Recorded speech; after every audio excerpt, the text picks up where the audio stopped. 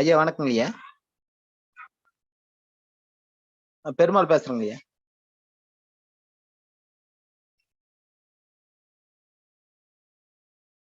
Sir கேக்குதுங்களா?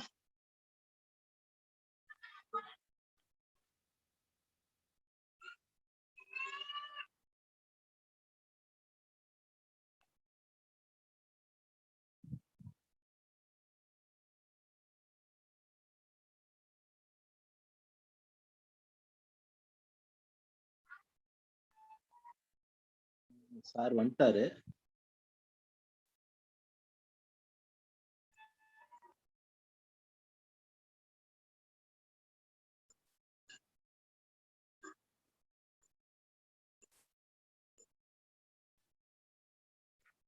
எலிங்கிரி நீங்க hand rice பண்ணுங்க.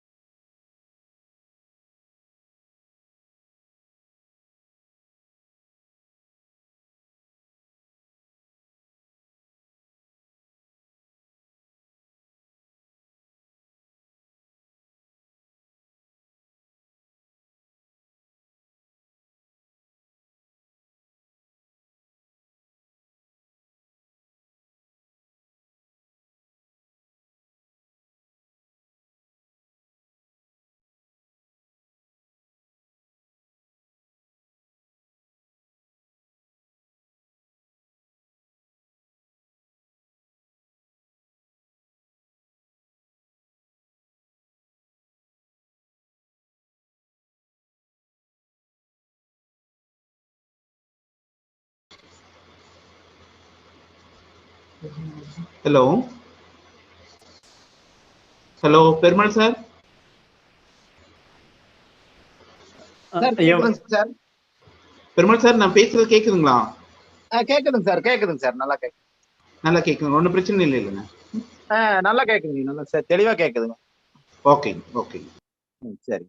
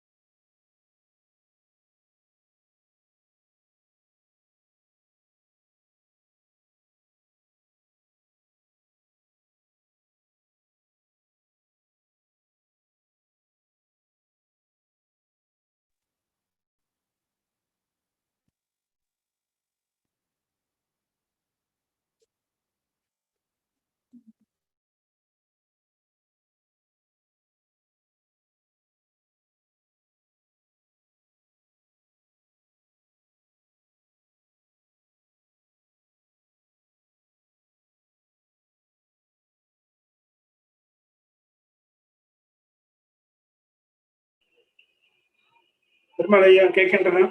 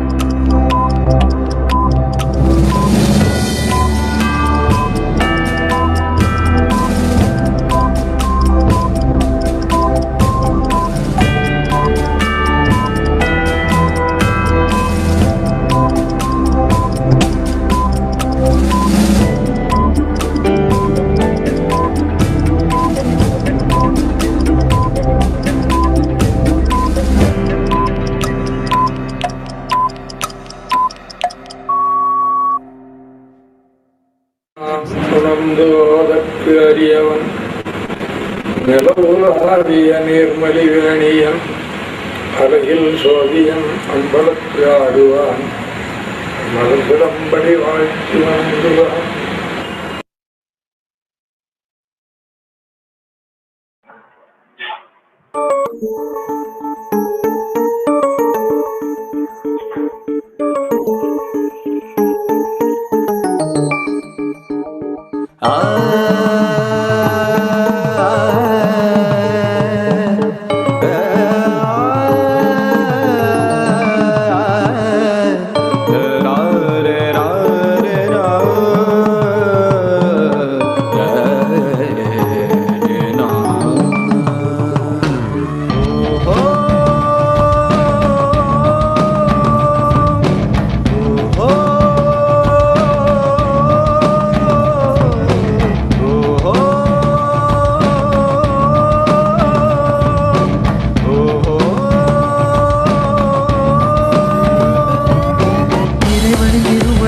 சுடர்ந்திடும் பேரொளியே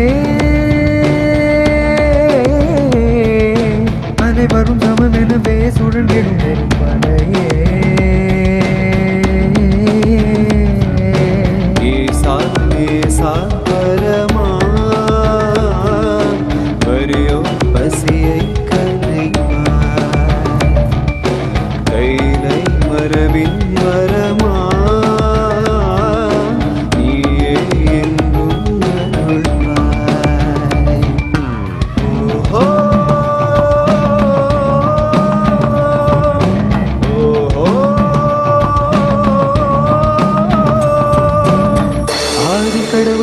சொன்னான் ஆரியந்த அன்பே என்றார்.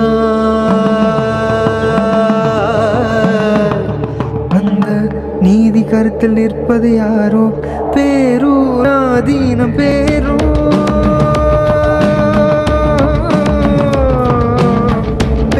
பேரூராதீனம் பேரோ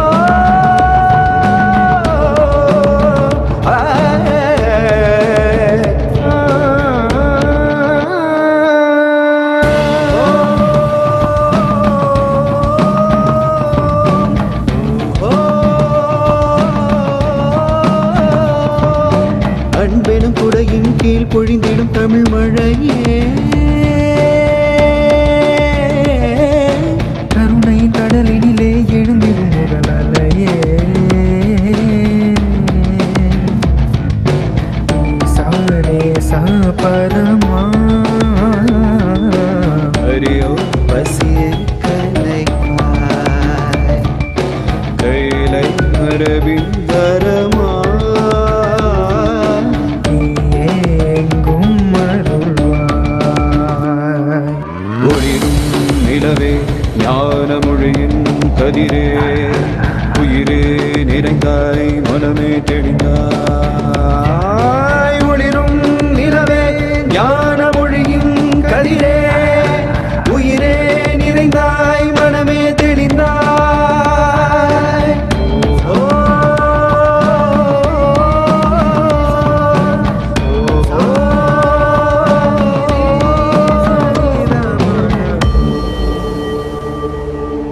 நொய்யல் கரையில் திருச்சிற்றம்பலம்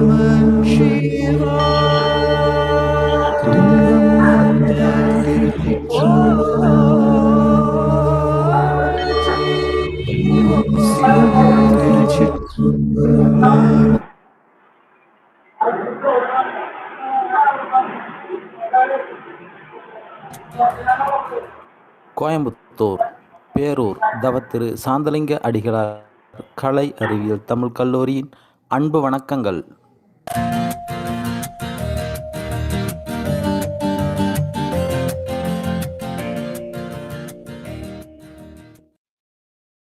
தமிழ் கல்லூரியில் அரசு உதவி பெறும் பிரிவில் BLitt Tamil, BCom, MA Tamil ஆகிய பாடங்கள் கற்பிக்கப்படுகின்றன. அரசு விதிகளின்படி இப்பாடங்களுக்கு கல்வி கட்டணம் இல்லை. சுயநிதி பிரிவில் மிக குறைந்த கல்வி கட்டணத்தில் BCom, BCom CA, BCom BA, BCom accounts and finance, BSc computer science, BSc maths, BCA, BA English, MCom, MSc computer science ஆகிய பாடங்கள் கற்பிக்கப்படுகின்றன. விடுதி வசதி, கல்லூரி பேருந்து வசதி உண்டு. தகுதியுடையோருக்கு கல்வி உதவித்தொகை வழங்கப்படுகின்றது.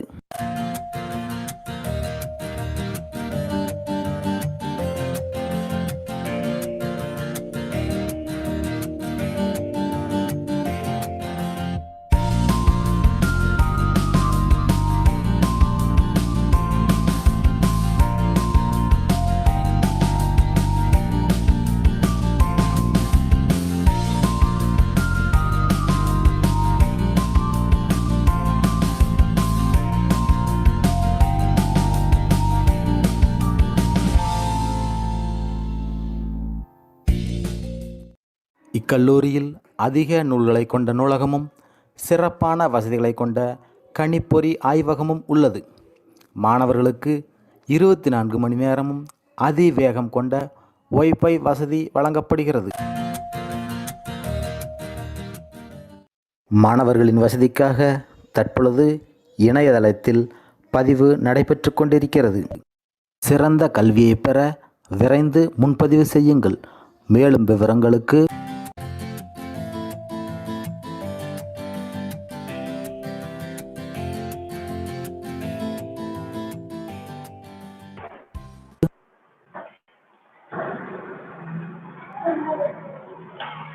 நன்றி. திரு சாந்தலிங்க அடிகளார் கலை அறிவியல் தமிழ் கல்லூரி தமிழ் துறை நடத்தும் இணையவழி ஆசிரியர் திறன் மேம்பாட்டு பயிற்சி நிகழ்வின் 2ஆம் நாளில் இணைந்து இருக்கின்ற அன்பர்கள் அனைவரையும் வணக்கம் கூறி வரவேற்கிறோம். இந்த பயனுள்ள நிகழ்வினை பரம்பொருளை வணங்கி தொடங்க இறைவணக்கம் பாட பிலிட் 3ஆம் ஆண்டு மாணவர் பாலாஜி மாணிக்க வாசகம் அவர்களை அன்புடன் அழைக்கின்றோம். சிவா திருச்சிற்றம்பலம். அறிவு ஐம்புலடுடனே நான்றதாகி நெறியறியாதுற்ற நீராடம் போல அறிவறிவுள்ளே அழிந்தது போல குறியறிவிப்பான் குரு பரநாமே குறியறிவிப்பான் குரு பரநாமே ஏக பராசக்தி ஈசர்காமங்கமே யாகம் பராவித்தயா முத்தி சித்தியம் ஏகம் பராசக்தி யாக சிவகுரு யோகம் பராசக்தி உண்மயட்டாமே தருவழியாகிய தத்துவ ஞானம் குரு வழியாங்கும் குணங்களுள் நின்று கருவழியாங்கனக்கையறுத்து பெருவழியாக்கும் பேரொழிதானே சிவனை வழிபட்டார் எண்ணிலா தேவர் அவனை வழிபட்டங்காமாறு ஒன்றில்லை அவனை வழிபட்டங்காமாறு காட்டும் குருவை வழிபடின் உடலுமாமே குருவை வழிபடின் உடலுமாமே. கூடியுள்ள ஆசிரிய பெருமக்கள், குருநாதர்களாக விளங்கும் அனைவருக்கும் குருவை வழிபட்டு இறைவணக்கம் நிறைவுற்றிருக்கிறது. போற்றி நம சிவாய. இறைவணக்கம் பாடி சிறப்பித்த பாலாஜி மாணிக்கவாசம் அவர்களுக்கு நம் நன்றி. இன்றைய இந்த நிகழ்வின் இணைந்து இருக்கின்ற அனைவரையும் வரவேற்கும் பொருட்டு வரவேற்புரை வழங்க தமிழ்துறை உதவி பேராசிரியர் முனைவர் தனப்பிரியா அவர்களை அன்புடன் அழைக்கின்றோம். திருச்சிற்றம்பலம். குருமகா சன்னிதானங்களின் பாதம் பணிகின்றேன். டாக்டர் சாந்தலிங்க அடிகளார் கல்வி நிறுவனங்களின் சார்பாக இணையத்தால் இணைந்திருக்கும் உங்கள் அனைவரையும் அன்புடன் வரவேற்கின்றோம். வருங்கால சமூகம் வகுப்பறையில் தான் உருவாகிறது. ஒரு மாணவனின் முழுமையான வளர்ச்சி மற்றும் அவனுடைய தனித்திறன்களை கண்டுபிடித்து மேம்படுத்துவது என்பது ஒவ்வொரு ஆசிரியரின் கடமையாகின்றது. அவ்வகையில் ஆசிரியர்களுக்கு சமகாலத்திற்கு தேவையான கருத்துக்கள், திறன்கள், தீர்வுகள், மதிப்புகள் ஆகியவற்றை பெற்றுக்கொள்வதற்கான திறமையை மேம்படுத்துவதே இப்பயிற்சியின் சீரிய நோக்கம். கல்வித்துறையில் மிக சிறந்த அனுபவத்தினையும் கல்வியியல் நுட்பத்திறனில் தேர்ந்தவர்களையும் கொண்டு 3 நாட்கள் தொடர் ஆசிரியர் திறன் மேம்பாட்டு பயிற்சி கருத்தரங்கம் நடத்த திட்டமிடுவதற்கு சீரிய தலைமை பண்புகளோடு நாளும் வழிகாட்டி நெறிப்படுத்தி கொண்டிருக்கும் எம் கல்லூரி செயலர் அவர்களை இத்தருணத்தில் வரவேற்று பணிகின்றேன். பயிற்சி கருத்தரங்கம் சிறப்பாக நடைபெறுவதற்கு உற்ற துணையாக இருந்து வரும் கல்லூரி முதல்வர், துறை தலைவர், அமைப்பாளர்கள் மற்றும் ஒருங்கிணைப்பாளர்களை அன்புடன் வரவேற்கின்றேன். முதலாம் அமர்வான நேற்றைய தினத்தில் வகுப்பறையில் ஆக்கமுள்ள ஆங்கில மொழி தகவல் தொடர்பு என்ற பொருண்மையில் பாரதியார் பல்கலைக்கழக ஆங்கில மற்றும் அயல்நாட்டு மொழிகள் துறை மேனாள் துறை தலைவர் முனைவர் ஆர் சரவணசெல்வன் ஐயா அவர்கள் மிக சிறப்பானதொரு பயிற்சி வழங்கினார். நாளைய 3ஆம் அமர்வில் 21ஆம் நூற்றாண்டிற்கான கற்பித்தல் முறைகள் என்ற பொருண்மையில் டாக்டர் NGP கல்வி நிறுவனங்களின் இயக்குனர் முனைவர் பேரா முத்துசாமி ஐயா அவர்கள் பயிற்சி வழங்க உள்ளார். 2ஆம் அமர்வான இன்றைய நாளில் உயர்தர ஆராய்ச்சி நெறிமுறைகள் என்ற பொருண்மையில் ஆசிரியர்களின் திறனை மேம்படுத்த நம்மோடு இணையத்தால் இணைந்திருக்கும் சிறப்பு உரையாளர் பூசாக்கோ கலை அறிவியல் கல்லூரியின் முன்னாள் முதல்வர் முனைவர் ஆர் ராசேந்திரன் ஐயா அவர்களை அன்புடன் வரவேற்று மகிழ்கின்றோம். ஐயா அவர்கள் கல்வி மற்றும் பணித்திறனில் பெற்றுள்ள சிறப்பு நிலைகளை முழுமையாக கூற வேண்டும் என்றால் பயிற்சி நேரத்தின் பகுதி நேரம் போதாது என்ற காரணத்தினால் மிக சிலவற்றை மட்டும் அவையில் முன்வைக்கின்றேன். பூசாக்கோ கல்லூரியில் இளநிலை மற்றும் முதுகலை பட்டங்களில் முதல் தரத்திற்கான தங்க பதக்கம் வென்றவர். மைக்ரோ பயாலஜி பாடப்பிரிவில் முனைவர் பட்டம் பெற்றுள்ள ஐயா அவர்களிடம் 24 மாணவர்கள் முனைவர் பட்ட ஆய்வும் 74 மாணவர்கள் ஆய்வியல் நிறைஞர் என்னும் எம்ஃபில் ஆய்வுகளும் மேற்கொண்டு பட்டம் பெற்றுள்ளனர். 170க்கும் மேற்பட்ட புத்தகங்களை வெளியிட்டுள்ளார். ஐயா அவர்கள் பெற்றுள்ள விருதுகள் பல 2004, 5, 6 மற்றும் 2015 academic excellence award, 2009 eminent scientist award, 2012 SRM பல்கலைக்கழகத்தில் outstanding teacher in micro biology award, 2014-16 பல்கலைக்கழக மானிய குழுவிடமிருந்து ரிசர்ச் அவார்ட், 2015 கிராப்ஸ் கல்வி அறக்கட்டளை வழங்கிய best research supervisor award, 2015 Shri PK Das memorial life achievement award, 2015 Tamil Nadu scientist award என பல்வேறு விருதுகளை பெற்றவர். தொடர்ந்து பல்வேறு மாநாடுகள், பயிற்சி பட்டறைகள், கருத்தரங்குகள், ஆசிரியர் திறன் மேம்பாட்டு பயிற்சி போன்றவற்றில் சிறப்புரையாளராகவும் சிறந்த பயிற்சியாளராகவும் இயங்கி வருபவர். பேரூராதீனம் திருமடத்தோடு நெருங்கிய தொடர்புடையவர். கல்லூரி வளர்ச்சி குழு உறுப்பினர், மிகவும் தன்மையானவர், பழகுவதற்கு இனிமையானவர், மென்மையான சொற்களால் ஆழமான கருத்துக்களை உணர்த்தும் வல்லமை கொண்ட ஐயா அவர்களை கல்லூரி நிர்வாகம், கல்லூரி செயலர், முதல்வர் மற்றும் அனைவரின் சார்பாகவும் வரவேற்று மகிழ்கிறோம். எழுத்தாளர் வண்ண நிலவன் அவர்களின் சிறுகதை பாம்பும் பிடாரனும். கதையின் கருப்பொருளை ஓரிரு வழிகளில் கூற வேண்டும் என்றால், எப்பொழுதும் பிடாரனின் மகுடியின் கட்டுப்பாட்டுக்குள் 2 to 3 அடி வரை மட்டுமே உயர்ந்து நின்று ஆடும் பாம்பு. ஒரு நாள் அவன் கட்டுப்பாட்டை மீறி ஒரு புதிய இசை அனுபவத்தினை பெற நினைத்ததாக அவனுடைய மகுடி அறிவை விட அது அதிக அறிவை பெற்றது போல வால் நுனியை தரையில் ஊன்றி 6.5 அடிக்கு உயர்ந்து நின்று ஆட ஆரம்பிக்கிறது. தனது கட்டுப்பாட்டில் பாம்பு இல்லை என்று உணர்ந்த பிடாரன் அதன் உயரத்திற்கும் ஆட்டத்திற்கும் ஈடு கொடுத்து வாசிக்க முயற்சி செய்கின்றான். முடியாமல் மூர்ச்சை அடைவதாக கதை முடியும். முழு கதையும் இணையத்தில் உள்ளது, அனைவரும் வாசித்து பாருங்கள். இந்த கதைக்கான சூழலை நம் வாழ்வின் பல நிலைகளிலும் பொருத்தி பார்க்கலாம். மருத்துவத்துறையில் உச்சநிலை அறிவை பெற்றதாக மனித குலம் நினைத்திருக்கும் இந்த 21ஆம் நூற்றாண்டில் கட்டுப்பாடின்றி கண்ணுக்கு தெரியாத கொரோனா என்னும் நுண்ணுயிரியானது பிடாரன் முன் 6.5 அடிக்கு உயர்ந்து எழுந்து நின்று ஆடும் பாம்பாகத்தான் எனக்கு தோன்றுகிறது. மூர்ச்சையடையாமல் முன்னேற மருத்துவ உலகம் நிதம் போராடி வருகிறது. நாம் எதிர்பார்த்திடாத கொடும் தொற்று காலம். அது ஊரடங்காக மாறி மனிதர்களை வீட்டிற்குள் அடக்கியுள்ளது. இது பல்வேறு துறைகளிலும் பாதிப்பையும் மாற்றங்களையும் உருவாக்கி இருக்கிறது என்றால், முக்கியமாக கல்வித்துறையில் நாம் எதிர்பார்த்திடாத கட்டுப்பாடற்ற நிலை ஏற்பட்டது என்றாலும் உடனடியாக மாற்று ஏற்பாடுகளாக இணைய வழி வகுப்புகள், தேர்வுகள், கருத்தரங்குகள் என நாம் மாற்றிக் கொண்டுள்ளோம். எத்தகைய சூழலிலும் கல்வி கற்பித்தலில் வரும் சவால்களை நம் ஆசிரியர் சமூகம் எதிர்கொண்டே ஆக வேண்டும். அதற்கான ஒரே தீர்வு நமது திறன்களை மேம்படுத்திக் கொள்வது மட்டுமே. தம் மக்கள் அறிவுடைமை என்ற நிலையில் நம் மாணவர்கள் பிடாரன் முன்பு உயர்ந்து நின்ற பாம்பினை போல ஒரு புதிய அறிவுசார் தரவுகளை அறிந்து கொள்ள நினைக்கும் போதும், மீள்திறன் தெளிதல் நிலையில் வினாக்களுக்கு விடைகளை நம்மிடமிருந்து பெற நினைக்கும் பொழுதும் அவர்களுக்கு ஈடு கொடுக்க நாம் அதிக அளவு திறனில் மேம்பட்டவர்களாக இருத்தல் என்பது அவசியம். இதன் முக்கியத்துவத்தினை உணர்ந்து கற்பித்தல் திறனில் தம்மை மேம்படுத்திக் கொள்ள வேண்டும் என்ற நோக்கத்திற்காக இப்பயிற்சியில் கலந்து கொண்டு இணையத்தால் இணைந்திருக்கும் அனைவருக்கும் எனது வாழ்த்துக்களை கூறி அன்புடன் வரவேற்கின்றேன். நிகழ்வு சிறக்க தொழில்நுட்ப மேலாண்மை இன்ன பிற பணிகளில் தம்மை ஈடுபடுத்திக் கொண்டு செயலாற்றி வரும் என் அன்பு மாணவ செல்வங்கள் அனைவரையும் அன்புடன் வரவேற்கின்றேன். இணையத்தில் இணைந்திருக்கும் அனைவரையும் மீண்டும் ஒரு முறை வரவேற்று விடைபெறுகின்றேன். நன்றி, வணக்கம். வரவேற்புரை வழங்கி சிறப்பித்த முனைவர் தனப்பிரியா அவர்களுக்கு நம்முடைய நன்றியை உரித்தாக்குகிறோம். நாளும் நம்மை நல்வழிப்படுத்தி வரும் திருக்கைலாய பரம்பரை மெய்கண்ட சந்தானம் திருப்பேரூர் ஆதீன 25ஆம் பட்டம் கைலை புனிதர் முனைவர் திருப்பெருந்திரு குருமகா சன்னிதானம் அவர்களின் பொன்னார் திருவடிகளை அருளுரை வேண்டி பணிகின்றோம்.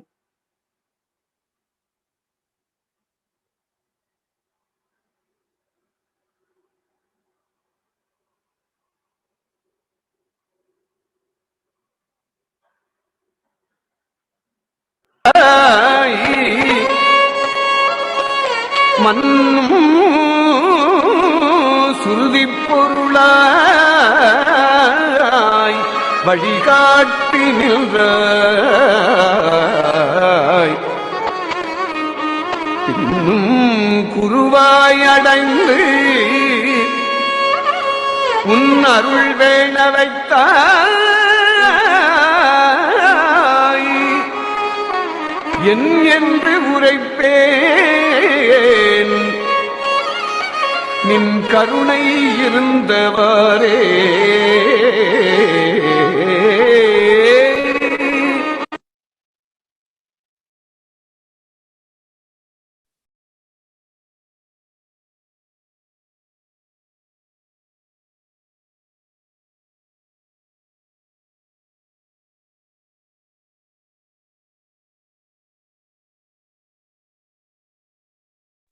சாமி ஒளி வரலைங்க சாமி. சாமி சத்தம் வரலைங்க சாமி, சத்தம் வரலைங்க.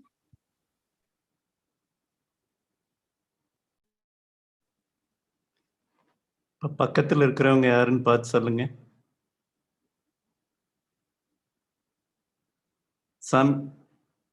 சாமி ஒலி வரலைங்க சாமி, ஒலி கேட்கலைங்க.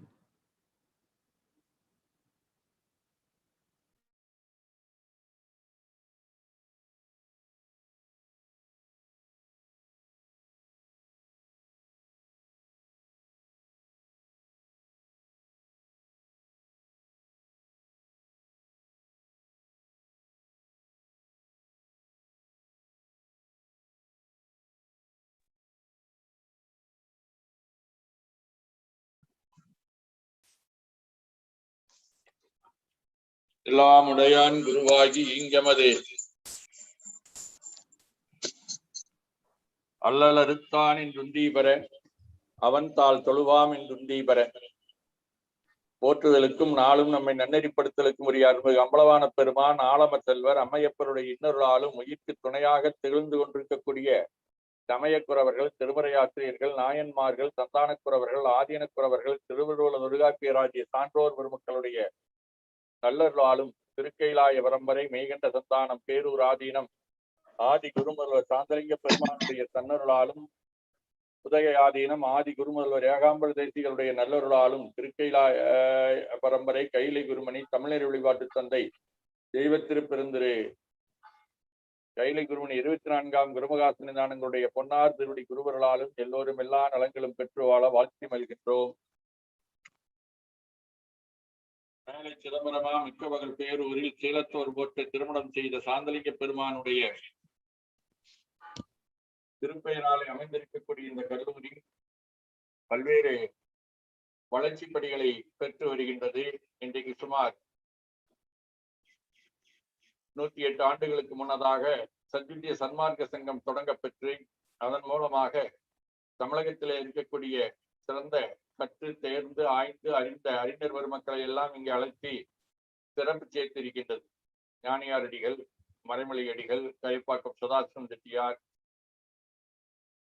சேப்போமி உள்ளிட்டதாக இருக்கக்கூடியவர்களை எல்லாம் இங்கே அழைத்து பெருமை சேர்த்தியதற்கு உண்டானது நம்முடைய கல்லூரி. அதிலே நம்முடைய 24ஆம் குருமகா சன்னிதானங்கள் கொங்கு நாட்டிற்கு ஒரு தமிழ் கல்லூரி அமைய வேண்டும் என்று சொல்லி அன்றைய நிதியமைச்சராக முதல் இந்தியா நாட்டின் விடுதலை பெற்ற இந்தியாவின் முதல் நிதியமைச்சராக இருந்த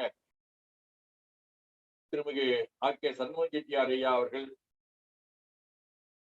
சிறந்த அறிஞர் பல்துறை அறிஞராக திகழ்ந்த கோவைகளா ராமச்சந்திரன் செட்டியார் ஐயா அவர்கள், சைவ திரு பேசி சுப்பையோன்றவர்கள் ஆகியோரை எல்லாம் தொடர்பு கொண்டு இந்த நல்ல கல்லூரியை தொடங்கினார்கள். தொடங்கிய போதே முதலாக 1953 பேரூர் பட்டிப்பெருமான் கோயிலிலே தமிழிலே மலர் வழிபாடு செய்து தொடங்க பெற்றது. குன்றக்குடி அடிகளார் அவர்கள் ஒரு சிறந்த ஆய்வுரையாக திருக்குறள் ஆய்வுரையை நிகழ்த்தி கல்லூரியை தொடங்கி வைத்தார்கள். மதுரை மயிலம் பொம்மவரம் ஆதீனம் 18ஆம் பட்டம் சுவாமிகள் கல்லூரியை தொடங்கி வைத்தார்கள். அந்த கல்லூரியை நீண்ட காலமாக பட்டய படிப்பு கல்லூரியாக இருந்தது. வித்வான் என்று சொல்லக்கூடிய படிப்பாக புலவர் பட்டம் வழங்கப்பட்டது. 1980 அடிகள் விருந்தை அவர்கள் இதை ஒரு பட்டப்படிப்பாக மாற்ற வேண்டும், மற்ற தமிழாசிரியர்களுக்கு இணையான ஒரு நிலைப்பாடு இந்த தமிழ் கல்லூரியிலே படிப்பவர்களுக்கும் இருக்க வேண்டும் என்கின்ற நோக்கத்தோடு அதை கடும் முயற்சி எடுத்து அதை ஒரு பட்டப்படிப்புக்கு இணையாக கொண்டு வந்தார்கள். அப்பொழுது MA வகுப்பும் அதில் இருந்து 1980 இருந்து ஆய்வியல் படிப்பு, அதாவது MPhil PhD படிப்புகள் எல்லாம் தொடங்கப்பட்டன. நம்முடைய கல்லூரியிலே இந்த ஆய்வுத்துறை தொடங்கி சுமார் 40 ஆண்டுகளாக நடைபெற்று வருகின்றது. இத்தகைய நல்ல கல்லூரி 89 பல்துறை கல்லூரியாக மலர்ச்சி பெற்றிருக்கின்றது. அந்த கல்லூரியிலே இப்பொழுது அதுவும் குறிப்பாக பெருந்தொற்று காலத்திலே எல்லோரும் வீட்டிலே முடங்கி இருக்கின்றோம். எந்த பணியிலேயும் ஈடுபடாத போது நம்மை எரியாமல் நம்மை சூழ்ந்திருக்கக்கூடிய ஒரு இருள் நம்மை கவிக்கொண்டே இருக்கின்றது. அச்சமும் பல்வேறு வகையான சிந்தனைகளும் நம்முடைய உள்ளத்திலே தோன்றிக் கொண்டிருக்கின்றன. இதற்கு ஒரு மறைமாற்றம் செய்யக்கூடிய வகையிலேயும் இந்த காலத்தை நல்ல பயனுள்ள வகையிலே அமைத்துக் கொள்ள வேண்டும் என்கின்ற நோக்கத்தோடும் நம்முடைய கல்லூரியினுடைய தமிழ்துறை இந்த கருத்தரங்கை சிறப்பான முறையிலே ஏற்பாடு செய்திருக்கின்றது. நேற்று பாரதியார் பல்கலைக்கழகத்தினுடைய ஆங்கிலத்துறை தலைவர் முனைவர் சரவண செல்வன் அவர்கள் உரையாற்றினார்கள். நாளை NGP கல்லூரியினுடைய இயக்குநராக இருக்கக்கூடிய முனைவர் உச்சாமையா அவர்கள் உரையாற்றி இருக்கின்றார்கள். இன்று நம்முடைய கல்லூரியுடைய அணிக்க தொண்டர் சிறு குழந்தையாக இருக்கின்ற காலத்தொட்டே அவர் நம்முடைய கல்லூரியோடு தொடர்புடையவர்கள். அவருடைய குடும்பமும் வாழையாக நம்முடைய திருமணத்தோடு தொடர்புடையது. அத்தகையவர்கள் பூசாக்கோ கலை அறிவியல் கல்லூரியுடைய முதல்வராக இருந்து சிறப்பான முறையிலே கொண்டாற்றியவர்கள். அவர்கள் இன்று வந்து நமக்கு இந்த ஆய்வு நெறிமுறைகளை பற்றி அருமையான முறையிலே நமக்கு உரை நிறுத்துவதற்காக இங்கே வருகை வந்திருக்கின்றார்கள். எத்தோஸ் ஆஃப் குவாலிட்டி ரிசர்ச் என்று சொல்லக்கூடிய தலைப்பிலே நமக்கு இங்கே உரையாற்றுவதற்காக வருகை வந்திருக்கின்றார்கள். அவர்களுக்கு நம்முடைய வாழ்த்துக்களை தெரிவித்துக் கொள்கின்றோம். கல்லூரியுடைய முதல்வர், துறை தலைவர்கள், பல்வேறு கல்லூரிகளில் இருந்து நம்முடைய அன்பான அழைப்பினை ஏற்று இங்கே வருகை வந்திருக்கக்கூடிய பேராசிரியர் பெருமக்கள் மற்றும் ஆய்வு மாணவர்கள், இதிலே பங்கேற்று சிறப்பித்திருக்கக்கூடிய அன்பர்கள் என்று சொல்லக்கூடிய அனைவருக்கும் நம்முடைய உலங்கணித்த பாராட்டுகளையும் வாழ்த்துக்களையும் தெரிவித்துக் கொள்கின்றோம். ஆய்வு என்பது இப்பொழுது ஒரு முறைப்படுத்தப்பட்ட ஆய்வாக இருந்தாலும் கூட வரலாறு காணாத காலம் தொட்டு இந்த ஆய்வுகள் இருந்திருக்கின்றது. நமக்கு கிடைத்திருக்கக்கூடிய நூல்களிலே பழமையானது தொல்காப்பியம். அந்த தொல்காப்பியமே ஆழமாக பார்த்தோம் என்று சொன்னால் மிகப்பெரிய ஒரு ஆய்வு நூலாக இருக்கும்.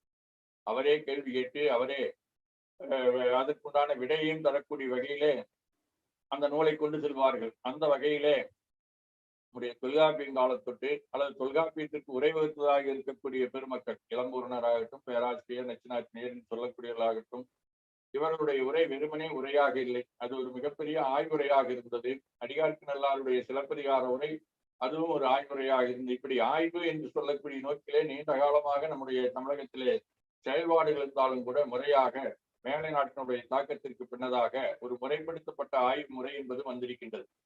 அதன் காரணமாக பல்வேறு பல்கலைக்கழகங்களிலே நமக்கு ஆய்வியல் நிலைஞர் என்று சொல்லக்கூடிய எம்பில் பட்டமும் முனைவர் என்று சொல்லக்கூடிய PhD பட்டமும் பெறுவதற்கு நாம் பல்வேறு வாய்ப்புகளை உருவாக்கி தந்திருக்கின்றார்கள். இன்று பல்லாயிரக்கணக்கானவர்கள் இந்த முனைவர் பட்டம் பெற்று சிறப்பான முறையிலே தங்களுடைய பணியை ஆற்றிக் கொண்டிருக்கின்றார்கள். இன்னும் இந்த ஆய்விலே நுட்பங்கள் கொண்டு வர வேண்டும். நம்முடைய ஆய்வுகள் நம்முடைய முனைவர் பட்டம் பெறுவதற்காக மட்டும் இல்லாமல் இன்னும் உலகத்தில் இருக்கக்கூடியவர்கள் இந்த ஆய்வை கொண்டு இன்னும் மேலும் தங்களை வளப்படுத்திக் கொள்ளக்கூடிய வகையிலே என்னென்னெல்லாம் செய்யலாம் என்று சொல்லக்கூடிய வகையிலே இருக்கக்கூடிய செய்திகளை எல்லாம் நாம் அறிந்து கொள்ள வேண்டும். ஆய்வு என்பது ஏதோ ஒரு சில நூல்களை பார்த்தோம் அதனுடைய தொகுப்பாக இருந்து விடாமல் அதிலே இருந்து ஒரு கண்டுபிடிப்பு, அதன் மூலமாக மற்றவர்களுக்கு நாம் என்ன சொல்ல வருகின்றோம், அந்த துறையிலே எதிர்காலத்திலே எந்த மாதிரியான ஆய்வுகள் எல்லாம் மேற்கொள்ளலாம், இந்த ஆய்வினுடைய நோக்கம் என்ன, இதனுடைய விளைவுகள் என்ன, இதிலே கண்டுபிடித்த கண்டுபிடிப்புகள் என்ன, முடிவுகள் என்ன என்பதை எல்லாம் பற்றி சொல்லுகின்ற போது அது அடுத்த தலைமுறைக்கு மிகவும் பயனுடையதாக இருக்கின்றது.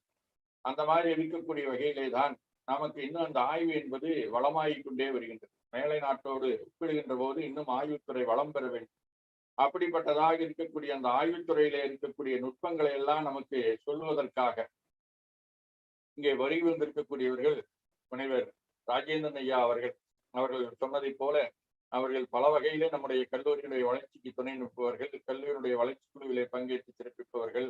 அவர்கள் அந்த பொறுப்பிலே இருந்த காலத்திலேயும் சரி, அதற்கு முன்னாலேயும் சரி, பின்னாலேயும் சரி, இந்த ஆய்வுத்துறை அவருக்கு ரொம்ப பிடித்தமான துறை.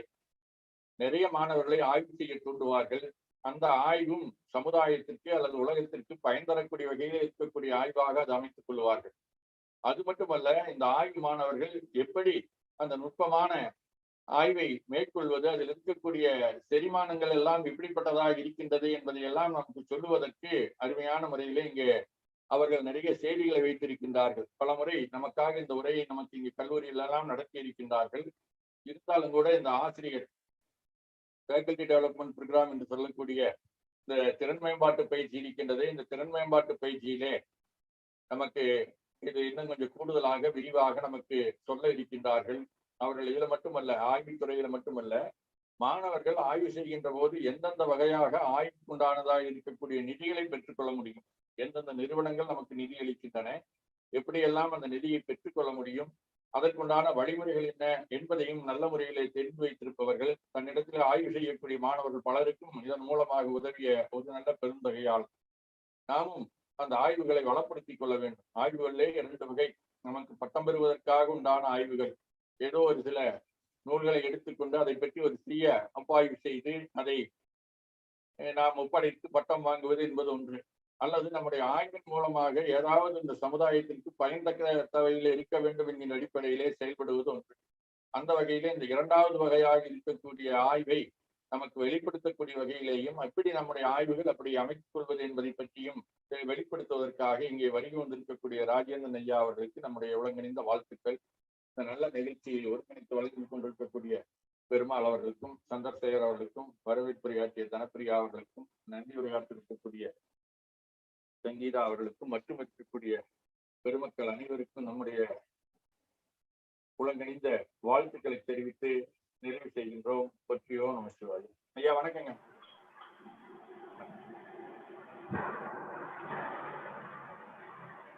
அருளுரை வழங்கி வாழ்த்தி அருளிய குருமகா சன்னிதானம் அவர்களின் திருவடிகளுக்கு நம்முடைய நெஞ்சார்ந்த நன்றியை காணிக்கையாக்குகிறோம். இன்றைய இந்த பயிற்சி வகுப்பின் பொறுமை உயர்தர ஆராய்ச்சி நெறிமுறைகள் என்பதாகும். அந்த பொறுமையில் கருத்துரை வழங்கி சிறப்பிக்க பூசாக்கோ கலை அறிவியல் கல்லூரி மேனாள் முதல்வர் முனைவர் உயர் திரு ஆர் ராஜேந்திரன் ஐயா அவர்களை அன்புடன் வரவேற்கின்றோம். நன்றி ஐயா. மதிப்பிற்கும் மரியாதைக்கும் உரிய சுவாமி அவர்களுக்கும், மேலும் இதை ஒருங்கிணைந்த பெருமல் ஐயா அவர்களுக்கும், மற்றும் இந்த இணையதளத்தில் இணைந்திருக்கும் அனைத்து அன்பர்களுக்கும் வரவேற்புரை நல்கிய அம்மையார் அவர்களுக்கும், மற்றும் நன்றியுரை வழங்கப் போகும் அம்மையார் அவர்களுக்கும் நான் முதற்கண் எனது மதிய வணக்கங்களை தெரிவித்துக் கொண்டு, இன்று நான் கூறப்போகும் செய்தி என்ன என்பதை பற்றி உங்களுக்கு ஒரு ஸ்மால் ஜிஸ்ட் பற்றி கூற விரும்புகின்றேன். அதாவது ஆராய்ச்சி. நான் ஆங்கிலத்தில் தான் அதிகமாக சொல்ல போறேன். பட் இருந்தாலும் ஆராய்ச்சி என்பது இப்ப நம்ம ஆசிரிய பணியை நாம் எல்லாரும் மேற்கொண்டு இருக்கின்றோம். இந்த ஆசிரிய பணியில இதை முடிச்சுட்டு அடுத்தது நம்ம நம்மளோட டெவலப்மெண்ட் என்ன, அடுத்தது நம்ம என்ன ஸ்டேஜுக்கு போக போறோம் அப்படிங்கிறத பற்றி நம்ம திங்க் பண்ணோம்னா, அடுத்தது மேபி இதை விட ஒரு உயர் பதவிகள் நம்ம போகும்போது நம்மளை எந்த விதமான ஒரு அளவுகோல்களை வைத்து நம்மளுடைய பெர்ஃபார்மன்ஸ் அளவிடுகிறார்கள் அப்படின்னு சொல்லி நீங்க பாத்தீங்கன்னா அதுல முக்கியமான ஒரு பங்கு வகிப்பது ஆராய்ச்சி. இந்த ஆராய்ச்சி என்பது நம்ம வெறும் டீச்சிங் மாத்திரம் இல்லாம நம்மளுடைய part and parcel of the teaching profession அப்படிங்கிறது இந்த research. So every teacher should be not only a good teacher, but a teacher should also be a good researcher, and a teacher should also be a good administrator. So இந்த கருத்தை மெயினா உங்களுக்கு எல்லாத்துக்கும் சொல்றதுக்கும், நம்ம ஆசிரிய பணியை மேற்கொள்ளும் போது பாடம் கற்பிப்பது, குழந்தைகளுக்கு நம்ம பாடம் சொல்லிக் கொடுப்பது மட்டும்தான் நமக்கு தொழில் அல்ல. ஆராய்ச்சி என்பது நமக்கு ஒரு முக்கிய பங்கு நம்மளுடைய இந்த ப்ரொஃபஷன்ல நம்ம மேற்கொள்ள வேண்டிய ஒன்று. அதை பற்றி தான் நான் இப்பொழுது உங்களுக்கு நான் கூற போகின்றேன்.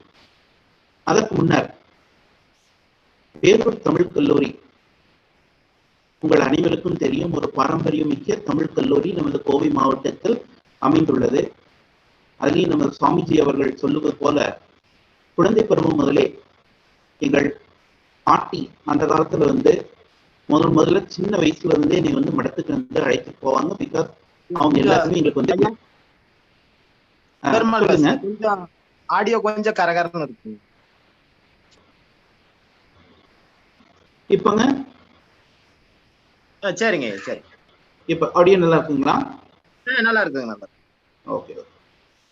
ஸோ அந்த மாதிரி ஒரு குழந்தை பருவம் முதலே எனக்கு இந்த பேரூர் திருமடத்து மீது எனக்கு ஒரு ஆர்வம் என்றுமே அதிகமாக உள்ளது. அந்த கல்லூரிக்கு நிறைய செய்யணும், அந்த கல்லூரி இன்னும் பல மடங்கு மென்மேலும் முன்னுக்கு வரணும்.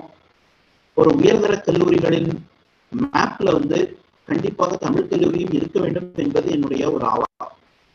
அதை கொண்டுதான் நம்ம பல முயற்சிகள் எடுத்துக்கொண்டிருக்கின்றோம். பல வளர்ச்சிகளை கண்டுகொண்டிருக்கின்றது.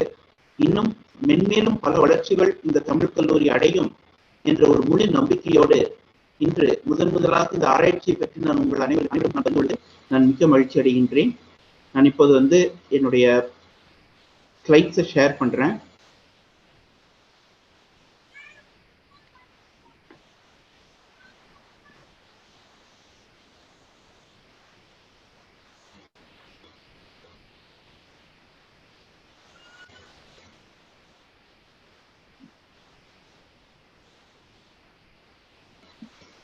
ஐயா ஷேர் ஆகுதுங்க.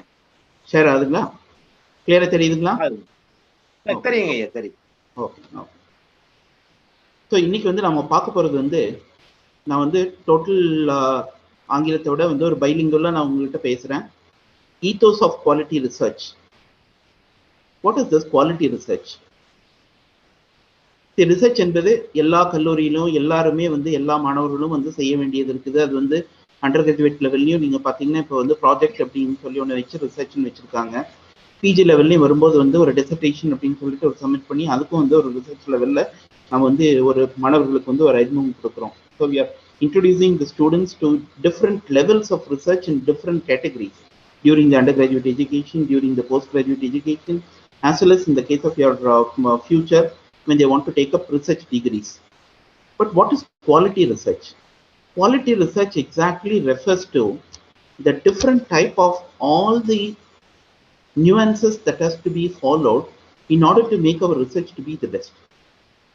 So what I'm going to do today, maybe for another more than an hour and 1.5 hours, I'm just going to give you a very brief outline about why a teacher should do research. எதற்காக ஆசிரியர்கள் ஆராய்ச்சி மேற்கொள்ள வேண்டும். I'm going to justify that. What is the need for the teachers to take up the research in their career? And the second thing is that, what is exactly the research? And what every faculty or every teacher should do in order to achieve this best in the case of their research, and what they have to really understand about the research. That is the second part of my presentation or the talk which I am going to give. And the third one is, what are the outputs? See, I am a good researcher. I am doing a good research. I am having different type of your angles in which I will be able to look into the different type of your problem, and I will be able to do a good research. But how I am going to put this output to that of your public? How I am going to prove that I am a good researcher? So that can be done only by means of knowledge sharing. And this knowledge sharing is going to be done with the help of your publications. Okay? And how the publications has to be done, and how the different type of your journals has to be identified, and how we have to communicate to the journals, and how we have to get the journal coming to our way in which we are going to publish our papers. So that is the third part of my talk. And the most important part which I'm going to be today is the fourth part, that is said to be the research funding. What is this? How we have to approach the funding agencies. What are the different type of your funding agencies that is present in the case of India? What are the funding agencies that is available for that of your science faculty? What are the funding agencies that are available for that of your arts faculty, language faculty? And how we have to get ready with the proposal, that is very important. Writing an effective grant proposal. And what are the different components that is present in the case of this grant proposal? And how we will be able to come out with the best type of your proposal so that we will be able to get the funding. Okay? And what are the different type of your agencies that is available in the case of your Tamil Nadu and in the case of your India? What are the different type of these funding agencies, and how we will be able to approach these funding agencies to get the fund for our research? And the most important thing which I am going to end up is the research collaborations. Because everybody sitting in their own place and seeing that they are said to be good researchers, you cannot progress yourself. You have to develop the collaborations. How are we going to develop the collaborations? What are the different type of the collaborations that we can take it up? And what are the different type of your the regulations and the guidelines that you have to really follow in order to have the collaborations in the case of your research? And finally, what are the basic type of your ethics that you are going to follow in the case of your research? So I'm going to give a quick review about all these areas of the research, starting from why a teacher should do research, need for research, publications, funding agencies, collaborations, and the ethics. These are all the areas which I'm going to touch upon today. Okay, first, எதற்காக வந்து கல்லூரி ஆசிரியர்களும் பல்கலைக்கழக ஆசிரியர்களும் உங்களுக்கு எல்லாத்துக்குமே தெரியும், கண்டிப்பா they have to do research because it is a mandate form, and it is something which is very compulsory that every university teacher should take up a research. But in the case of your college, what is the need for the college teacher to take up research? இப்போ எந்த விதமான ஒரு ரேங்கிங்காகவும் இருக்கட்டும், அது NIRF இருக்கட்டும், அது NAC இருக்கட்டும், அல்லது வந்து இந்தியா டுடே ரேங்கிங்காக இருக்கட்டும், எந்த விதமான ரேங்கிங், ஏரியா ரேங்கிங், அந்த மாதிரி அட்டல் ரேங்கிங்ஸ், இந்த மாதிரி எந்த ரேங்கிங் நீங்கள் எடுத்துட்டாலும் அதில் ஒரு முக்கியமான பங்கு வந்து ஒரு கல்லூரியோட தரத்தை வந்து சொல்றது வந்து எதுன்னு சொன்னீங்கன்னா research. And for that research, how the teachers are going to contribute. Okay, and this is said to be the various questions and the various type of your activities that the teacher is expected to do in a institution. ஒவ்வொரு கல்லூரியிலும் வந்து இருக்கக்கூடிய ஆசிரியர்கள் வந்து என்னென்ன விதமான activities அவங்க வந்து கண்டிப்பாக ரிசர்ச் ரிலேட்டடா எடுத்துக்கணும். அப்படி எடுத்துட்டா அவங்க வந்து how they are going to get involved in the case of your research. That is very important. So first is the research related reading. நம்ம சுவாமி சொன்னது போல எவ்வளவு வகையான நம்ம ஆராய்ச்சி நூல்களை படிக்கணும், அதே மாதிரி எவ்வளவு தூரம் நம்ம இருக்கக்கூடிய கலீக்ஸ், நம்ம கூட ஒர்க் பண்ணக்கூடிய மற்ற ஃபேக்கல்டி கிட்ட வந்து நம்ம ஷேர் பண்றோம், அவங்களோட நாலேஜையும் நம்ம வந்து ரிசர்ச் ரிலேட்டடா நம்ம எடுத்துக்கிறோம். அப்புறம் ரிசர்ச் ரிலேட்டடா நடக்கக்கூடிய ஈவெண்ட்ஸ் கோயம்புத்தூர்லயோ தமிழ்நாட்டிலயோ அல்லது வந்து இந்தியா முழுக்குமா அல்லது இன்டர்நேஷனல் லெவல்ல வந்து how we are going to go and present our research findings, and then we are going to expose the knowledge and then share the knowledge with that of your others through various type of your events. And the fourth one is research related networking. This is very very important. இதுதான் முக்கியமா நிறைய கல்லூரிகள்ல ஆசிரியர்கள்ட்ட இல்லாத ஒரு character. என்னன்னா network.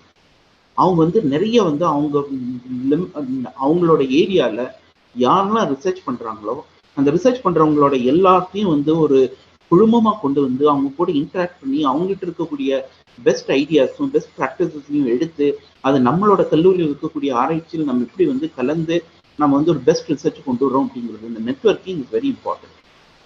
Next research focused professional conferences. நிறைய conferences. இப்போ இதே வந்து நீங்க பாத்தீங்கன்னா இது ஒரு அரிய வாய்ப்பு. இந்த மாதிரி ரிசர்ச்சை பத்தி நம்ம வந்து பேசுறோம், இது வந்து எல்லாத்துக்கும் நம்ம சொல்ல போறோம். How many of them are going to get benefit out of this? So that is said to be the professional conferences. அதே மாதிரி போஸ்ட் கிராஜுவேட் ஸ்டடிஸ். நிறைய டீச்சர்ஸ் வெறும் அண்டர் கிராஜுவேட் டீச்சிங்ல மாத்திரம் வந்து தங்களோட டீச்சிங் சர்வீஸ் வந்து முடிச்சிடுறாங்க. அப்படி இருக்கக்கூடாது. அவங்க பிஜியும் எடுக்கணும்.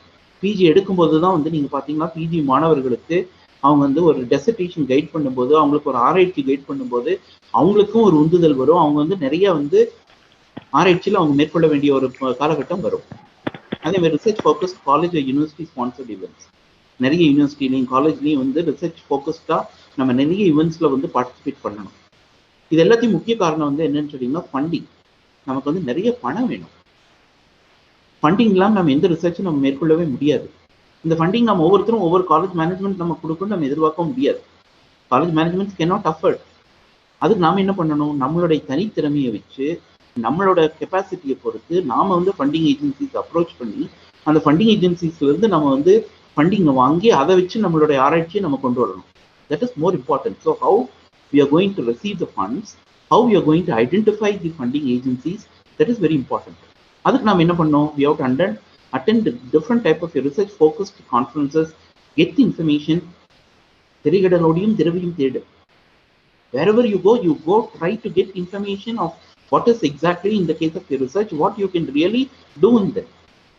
And then finally what you have to do is a research focused outside organizations sponsored events you have to participate. எங்க நடந்தாலும் சரி நீங்க அங்க போய் வந்து உங்களோட ஆராய்ச்சி கட்டுரைகளை வந்து சமர்ப்பிப்பதும், அந்த ஆராய்ச்சி கட்டுரைகளை பற்றி அங்க போய் நீங்க வாசிக்கிறதும், அங்க இருக்கக்கூடிய நாலேஜ் என்னங்கிறது வந்து நீங்க தெரிஞ்சுட்டு வர்றது, இதெல்லாம் தான் வந்து இந்த 10 கிரைட்டீரியா தான். It is very very important that every teacher has to do any institution. அதாவது டீச்சிங்கிறது வந்து நான் முதல்ல சொன்ன மாதிரி வெறும் டீச்சிங் மட்டும்தான் டீச்சர் கிடையாது. A teacher should also be a part of a researcher. ரிசர்ச்ங்கிறது வந்து இட் இஸ் நாட் கம்பல்சரி. இப்போ நீங்க பாத்தீங்கன்னா ஒரு எய்டட்லயோ அல்லது வந்து இருக்கக்கூடிய மற்ற கவர்மெண்ட் காலேஜஸ்லயோ வந்து ரிசர்ச் பண்ணாதான் உங்களுக்கு வந்து சம்பளங்கிறது கிடையாது. ரிசர்ச் பண்றவங்களுக்கு எக்ஸ்ட்ரா பெனிஃபிட்ங்கிறதும் கிடையாது. PhD ஒன்று முடிச்சோம்னா 3 இன்க்ரிமெண்ட் 4 இன்க்ரிமெண்ட் கொடுப்பாங்க. That is only thing that you are able to do. But why you have to do research? எதற்காக நம்ம வந்து ஆராய்ச்சி மேற்கொள்ள வேண்டும்? That is really to improve your self and to make your biodata to be 100% enriched. Okay, உங்களோட பயோடேட்டாவை நீங்க develop பண்ணிக்கணும். நீங்க வந்து ஒரு உயர்தர ஆசிரியராக நீங்க வர வேண்டும், ஒரு நல்ல உயர்தர ஆராய்ச்சி நீங்க மேற்கொள்ள வேண்டும் அப்படின்னு சொல்லி சொன்னீங்கன்னா கண்டிப்பாக you have to get engage in the case of your research as such. So these are all the five E's that we say. Every teacher has to get engaged in the research, and they have to enable themselves. ஒரு சொல்ல சொல்லலாம், எனக்கு அதை பற்றி ஒன்றுமே எனக்கு தெரியாது, நான் எப்படி ஒரு ஃபண்டிங் போய் நான் வாங்குறது எனக்கு அதை பற்றி தெரியாது, எப்படி ஒரு ஃபண்டிங்க்கு நான் ப்ரப்போசல் எழுதுறது எனக்கு அதை பற்றி தெரியாது, இப்படி நீங்கள் சொல்லிட்டு இருக்கக்கூடாது. You have to improve your self, you have to get the knowledge from the others, and then you have to keep updating yourself, enabling yourself, and expand your knowledge. Keep expanding your knowledge. And if you expand your knowledge, then naturally what you have to do, that knowledge that you have gained, you have to keep expressing, the fourth E. And if you are able to express this, and if you are able to spread the knowledge that you have through that of your research, then ultimately you can find that the five important E's is engage, enable, expand, express, and embrace will be able to easily get into your type of your research, and which will be able to enrich your the curriculum vitae, and which is going to help you in the future career as such. So this is why a teacher should do research. And next is, what is research? So you know that investigating a problem in a scientific manner or a technical manner or a methodological manner, whatever it is, either it might be an arts research or it might be a science research, but investigation, taking up an investigation in a particular area, discovery of a solution or a problem that is being taken up, how you are going to solve that problem, and what is the advanced state of knowledge in the area of the theory of algorithms and the prototypes to the experimentation, and whether you are going to come out in the form of your technology, or whether it is going to come out in the form of a concept, or whether it is going to come out in the form of a note, or it is going to come out in different forms, any type of your output that you're going to have. You're going to solve the problem which is said to be the research. So what you have to do, that you have to enjoy research in your career. You have to create, you have to play with the research. You have to keep innovation. புதுமைகளை படைச்சிட்டே இருக்கணும். You have to keep introducing different type of your innovations in the case of your research, and then transfer the discoveries to benefit the society. This is very important. சாமி அவரோட introductory ஸ்பீச்சில் வந்து சொன்னாரு, இந்த மாதிரி சமுதாயத்திற்கு எப்படி நம்ம வந்து நம்மளோட ஆராய்ச்சிகள் வந்து சென்றடைய வேண்டும் அப்படின்னு. அந்த மாதிரி how we are going to transfer the different type of your research that we have, and how it is going to benefit the society as such, and working in the case of interesting and rewarding careers. That is very important. See, if you start enjoying the research and if you have a recognition, then surely you are going to be the one who's said to be very much needed and recognized in the case of your research as such. Okay, and this is something academic. What are the types of research? There are different ways in which a research can be taken up. In an art side, you can find the research is said to be entirely different. And in the case of your science side, the research is said to be much more refined and much more methodological, and it is said to be difficult because you have to keep doing everything in the case of your instruments in the laboratory and try to come out with the results that you really needed.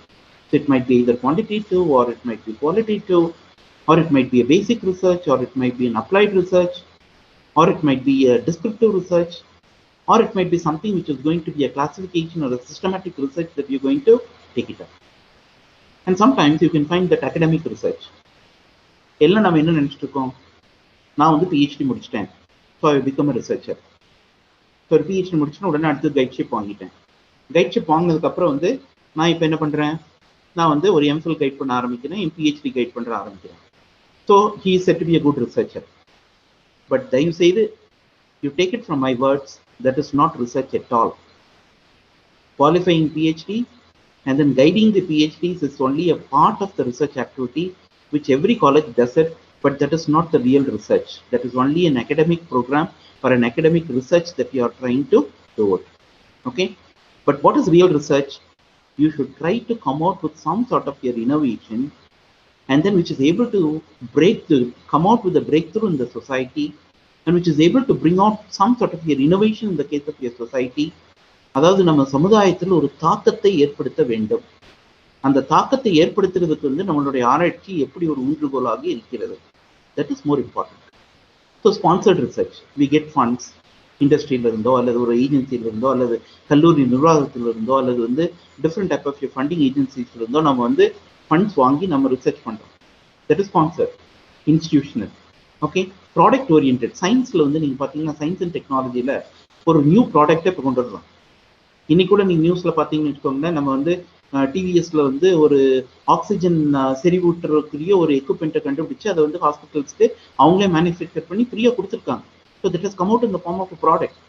நீங்க WhatsApp open பண்ணீங்கன்னா இந்த pandemic சுச்சுவேஷன்ல நீங்க பாத்தீங்கன்னா ஆயிரக்கணக்கான புதுமையான ஒரு ஐடியாஸும் புதுமையான ஒரு நிகழ்வுகளும், இதை பண்ணுங்க, அதை பண்ணுங்க, இந்த மிஷினை யூஸ் பண்ணுங்க, அந்த மிஷினை யூஸ் பண்ணுங்க அப்படின்னு சொல்லிட்டு different type of ideas and different type of your innovations are coming out in order to come out from this pandemic as well.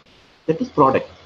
Okay, and sometimes we do publication research. This is one sort of research. அவ்வளவுதான்.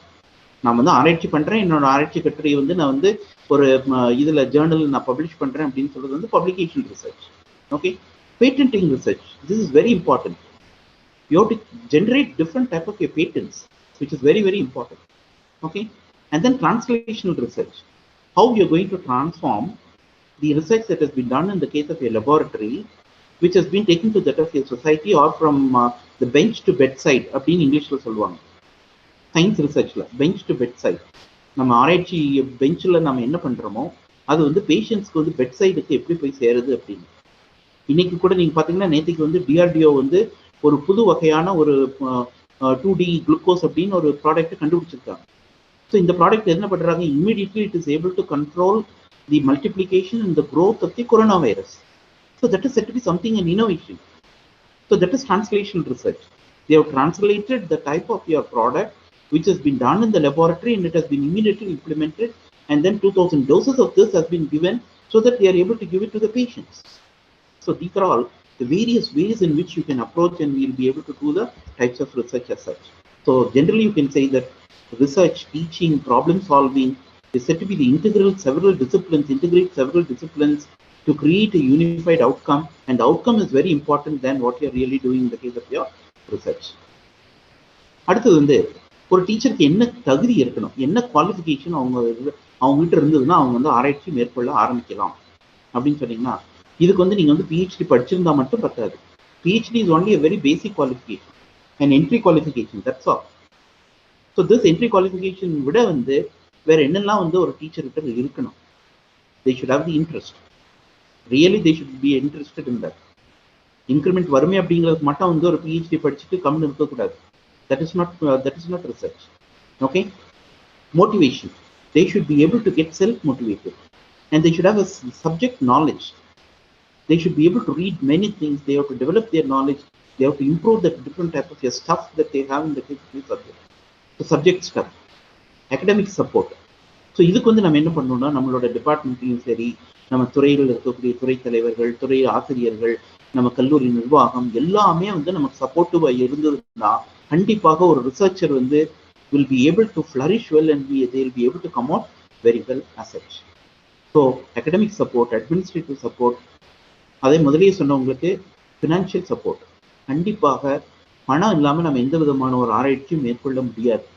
அதுவும் ஆசிரியர்களாகி நாம் வந்து என்ன பண்றோம், நம்மளோட வந்து இருக்கக்கூடிய அந்த இதை வந்து ஃபினான்சஸ் வந்து நாம வந்து ஆராய்ச்சிக்கு போட்டு ஒரு எக்யூப்மெண்ட் வாங்குறதோ அல்லது வந்து ஒரு ஆராய்ச்சிக்கு நம்ம செலவு பண்றதோ அப்படிங்கிறது வந்து it's a tough job. So we cannot do it at a level here. So we need a support, we need the funding.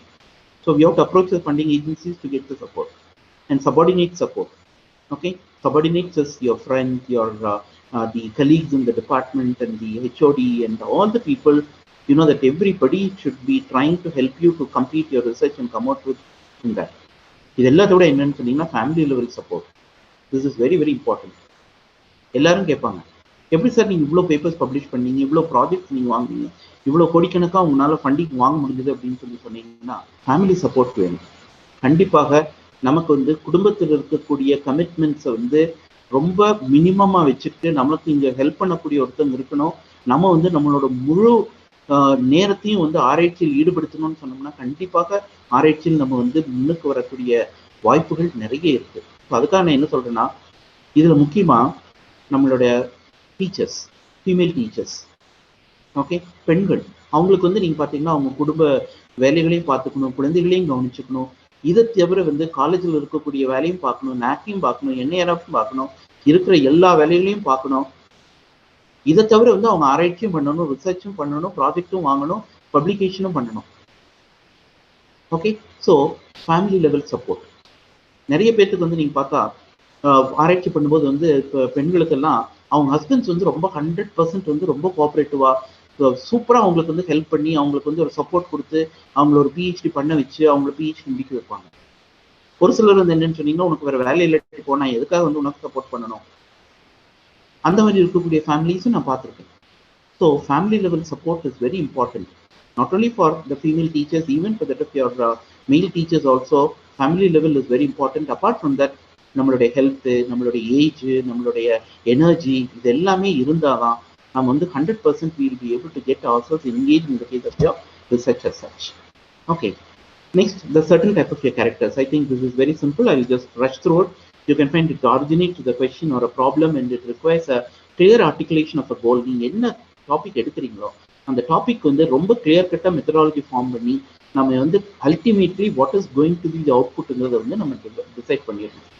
So follow a specific plan, and main problems you put them into sub problems or sub headings, and then try to do more research into it, and then try to solve this specific problems by questions of hypothesis, and accept certain critical assumptions to be present in that. What are the type of your assumptions that you're going to take it up? It requires collection, interpretation of the data, and you know this is said to be a cyclic in nature in which everybody has to do it. Usually நம்ம என்ன பண்ணோம், we have to start with a broad idea. என்ன ஒரு நம்ம எடுக்கக்கூடிய தலைப்பு வந்து ரொம்ப ப்ராடா ஃபர்ஸ்ட் ஒரு ஐடியா எடுத்துட்டு begin with the broad question, try to narrow down more and more, and then focus much more better, and finally you come out with it if you're analyzing the data with research conclusions and generalize back to the question and answer the question to be present in there. So this is said to be something which is a repetition which you should always have in the case of your research. இது உங்களுக்கு எல்லாத்துக்கும் தெரியும். What is the process in every type of your research that you're going to take it up? So first you have to identify a problem, then collect the background information, literature, organize this information, and then come out with the different types of citations. Then finally evaluate the information, and then come out with the research questions. What are the questions that we are going to answer? This is what we call it as hypothesis. Okay, and how you are going to formulate the rationale and the hypothesis of every research. That is said to be evaluate the information and write the research questions. And finally, what you have to do is that you have to draft, come out with the proper plan and the drafting of the results that you have already got it on the interpretations and the recommendations that you would like to give. Edit that, correct that, revise, edit, correct. Why I'm repeatedly saying this? Because ஒவ்வொரு தடவை நான் சொல்றது வந்து எதுக்காகன்னு சொன்னீங்கன்னா, அந்த அளவு வந்து நீங்க டைம் ஸ்பெண்ட் பண்ணி திரும்ப கரெக்ட் பண்ணணும். அப்பதான் வந்து the perfection in the case of your proposal or perfection in the case of your research report will be 100% attained. And finally you will be coming out with the draft and with all cited references, which will be the output which we can give it to the government agencies, or we will be able to come out with the different outputs of the research that you're going to take it up. First, how to identify a research problem. This I think you all know. What you have to do is that first you have to take out the broad outline area. எனக்கு தெரிஞ்சல வந்து நிறைய பேர் என்ன பண்றாங்கன்னா, ஒரு project apply பண்ணணும் அல்லது அடுத்தது வந்து நீங்க பிஹெச்டி முடிச்சிட்டீங்க என்ன பண்ண போறீங்க அப்படின்னு சொல்லும்போது, நான் என்னோட பிஹெச்டி ஆராய்ச்சியில வந்து நான் இதை பண்ணினேன், இதோட ஃபர்தர் கண்டினியூஷன் நான் வந்து பண்ண போறேன்னு சொல்லிட்டு அவங்களோட பிஹெச்டி மாணவர்களுக்கு அதுக்குரிய ஒரு கண்டினியூஷனை கொடுப்பாங்க. That's fine. But it is not necessary that you should always continue your research only in the area that you have done your PhD, because you might be having some publications, you might have done a research in that particular area. But what you have to really do is that try to think in an interdisciplinary way, and then try to take out the topic and come out and put it into that of your other areas of interest. Okay, so think out of box. This is very important. Out of box thinking irundaduna eppadi nammaloda thiramai, the capacity that we have, how you are going to put it into that of your others, that is very important. So you have to choose a topic. Okay, observe your environment, be curious, ask questions, narrow your topic. Okay, identify a research problem finally, and then what is the study, identify the purpose of your study, the objectives that you're going to follow, and then read different types of your articles, talk to your colleagues, discuss with other people also. இது நீங்க நிறைய காலேஜஸ்ல இருக்காது. இதுல வந்து என்னன்னு சொன்னீங்கன்னா, எல்லாத்துக்கும் ஒரு ஈகோயிசம் இருக்கு. காலேஜ் டீச்சர்ஸ்ல எல்லாத்துலயும் what is happening in one department the other people does not know. Okay, Tamil டிபார்ட்மெண்ட்ல என்ன நடக்குதுங்கிறது வந்து எக்கனாமிக்ஸுக்கு தெரியாது, எக்கனாமிக்ஸ்ல என்ன நடக்குதுங்கிறது காமர்ஸுக்கு தெரியாது. அதே மாதிரி வந்து காமர்ஸ்ல ஒருத்தங்க வந்து நல்ல ரிசர்ச்சர் இருக்கலாம், அல்லது தமிழ்ல ஒரு நல்ல ரிசர்ச்சர் இருக்கலாம். But அவங்க வந்து என்ன பண்ணணும்னா they have to discuss with other people, try to form a group, and this group should come out with different types of their ideas. Because இப்ப இருக்கக்கூடிய ஆராய்ச்சி கண்டிஷன் நீங்க பாத்தீங்கன்னா we should think more about interdisciplinary, transdisciplinary and multidisciplinary areas, which is very, very important. And that is the one which is given more value in the case of your research. So what others are doing and what we are trying to do. So what, how, where, why, when, who. All these questions should keep arising in your mind before you go for finalizing any type of your problem as such. Okay, we have seen about the role of a teacher and the role of a teacher in the case of your research. What is research? What are the different types of your research, and why should we do a research and all those things? And most important thing in the case of your research is publications. So first, I'm going to talk about the different areas and different nuances that is present in the case of your publication. Okay, and how you have to choose a journal, and what are the different type of your the guidelines that is available in the case of your research publications. We will be seeing that first. Then I will be going into the type of funding, how to prepare a funding proposal, and then what are the funding agencies and all those things. So first, talking about this research writing, paper writing, and the publication research. See, this is common for both arts as well as your science. There is no difference at all. Even in a science you have to publish, even in the case of your arts you have to publish, but only thing is that the availability of journals you can find in the case of your arts, it is said to be less. In languages, it is said to be less. But in the case of your sciences, plenty of opportunities. Okay, hundreds and thousands of journals are available where you have got every opportunity to publish your research findings. Okay, persevere, you will find a topic. How you will be able to come out with the topic as such as, every morning I would sit, this is said to be a quote which I'm giving from Bertrand Russell. Every morning I would sit down before a blank sheet of paper throughout the day with a brief interval for lunch. I would stare at the blank sheet. Often even came, it was still empty. It seemed quite likely that the whole of the rest of my life might be consumed in looking at this blank sheet of paper. ஏன் திரும்ப திரும்ப அந்த வந்து ஒரு வெற்று காகிதத்தை வந்து அவர் பார்த்துட்டு இருக்காரு அப்படின்னு சொன்னீங்கன்னா, it is not that he is looking at that paper, but his mind is being put into a track where he is thinking in different angles of what is the type of your research problem that you can take it up. What is exactly needed for the society at that condition? So he is trying to identify all these things. So he was the one who was able to come out with the 3 volumes of the best type of your publication called as Principia, the Principia Mathematica, which is said to be one of the very distinguished type of the journals. Sir, sorry. Audio இருக்குது. பரவாயில்லைங்களா? இப்ப கரெக்டா இருக்கு, கரெக்டா. Okay, சரி. So publication it is said to be a type of your sharing a knowledge. Okay, that is very much needed also. And if you're publishing it first, you're said to be having an intellectual property over it, and you can claim that I am said to be the author of that particular paper. நீங்க வந்து இப்ப பண்ணிட்டோம், நாங்க வந்து இப்போ லேப்ல ஆராய்ச்சி பண்றீங்க, அல்லது நீங்க வந்து ஒரு ஆர்ட்ஸ்ல வந்து நீங்க வந்து ஒரு கான்செப்டை கண்டுபிடிக்கிறீங்க, ஒரு தமிழ் கட்டுரையில வந்து நீங்க வந்து ஒரு புது வகையான ஒரு ஆராய்ச்சி நீங்க மேற்கொண்டு நீங்க உங்களோட கன்க்ளூஷன் நீங்க கொண்டு வரீங்க. But if this is not published and if you take maybe பண்ணிக்கலாம் எதுவும் அப்படின்னு சொல்லிட்டு நீங்க ஒரு 2 years விடுறீங்க, 3 years விடுறீங்களா, அதுக்குள்ள 10 பேர் அதுல வந்து அந்த சேம் டாபிக்ல வந்து பப்ளிஷ் பண்ணிடுவாங்க. So what you have to do is that you have to be really fast to share your knowledge, and then you have to come out with the scientific knowledge which is to be put into the other. So but an individual's knowledge enters the domain of science only after it is presented to the others in such a fashion that they can be independently judged its validity. Okay, so எங்கெல்லாம் உங்களோட knowledge, the scientific knowledge or the research knowledge, how it can be shared? It can be in the form of your presentations, நிறைய conferences, seminars, இங்கெல்லாம் போங்க, உங்களோட ஆராய்ச்சி கட்டுரைகளை போய் நீங்க வாசிங்க, you go and present your results, you go and present your observations, okay, and have your publications, and do it in the case of your best journals that is being present in there, and come out in the form of your thesis, and come out in the form of your dissertations, come out in the form of your report, research report. All this are said to be the ways in which you will be able to share the your knowledge in the case of your research with that of your others. So this is what is needed. So you can find that the scientists, buildings, equipments, communication tools, salary, these are all the inputs that we give, and it comes out in the form of your research output, which is in the form of your publications, patents, books, technology transfers, instruments design, royalty earned, and all these things which has been present. Okay.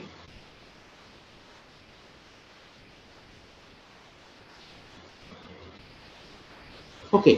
இப்போ அடுத்தது வந்து publication மாத்திரம் இல்லைங்க. Next, it is a period which we call it as patents. Okay. Not only publishing the type of your scientific findings in the journals, but it is said to be called as the patenting research. You have to patent and then get the intellectual property right of that particular compound that you have found out, or the innovative equipment that you have come out with that. So legal protection which gives an inventor the right to exclude the others from performing certain activity in the country of the issuance. Okay. So what can be, there are different types of your process, machines, apparatus, articles, concepts, composition of matters, and in science you can find that there are varieties of ways in which it can be patented.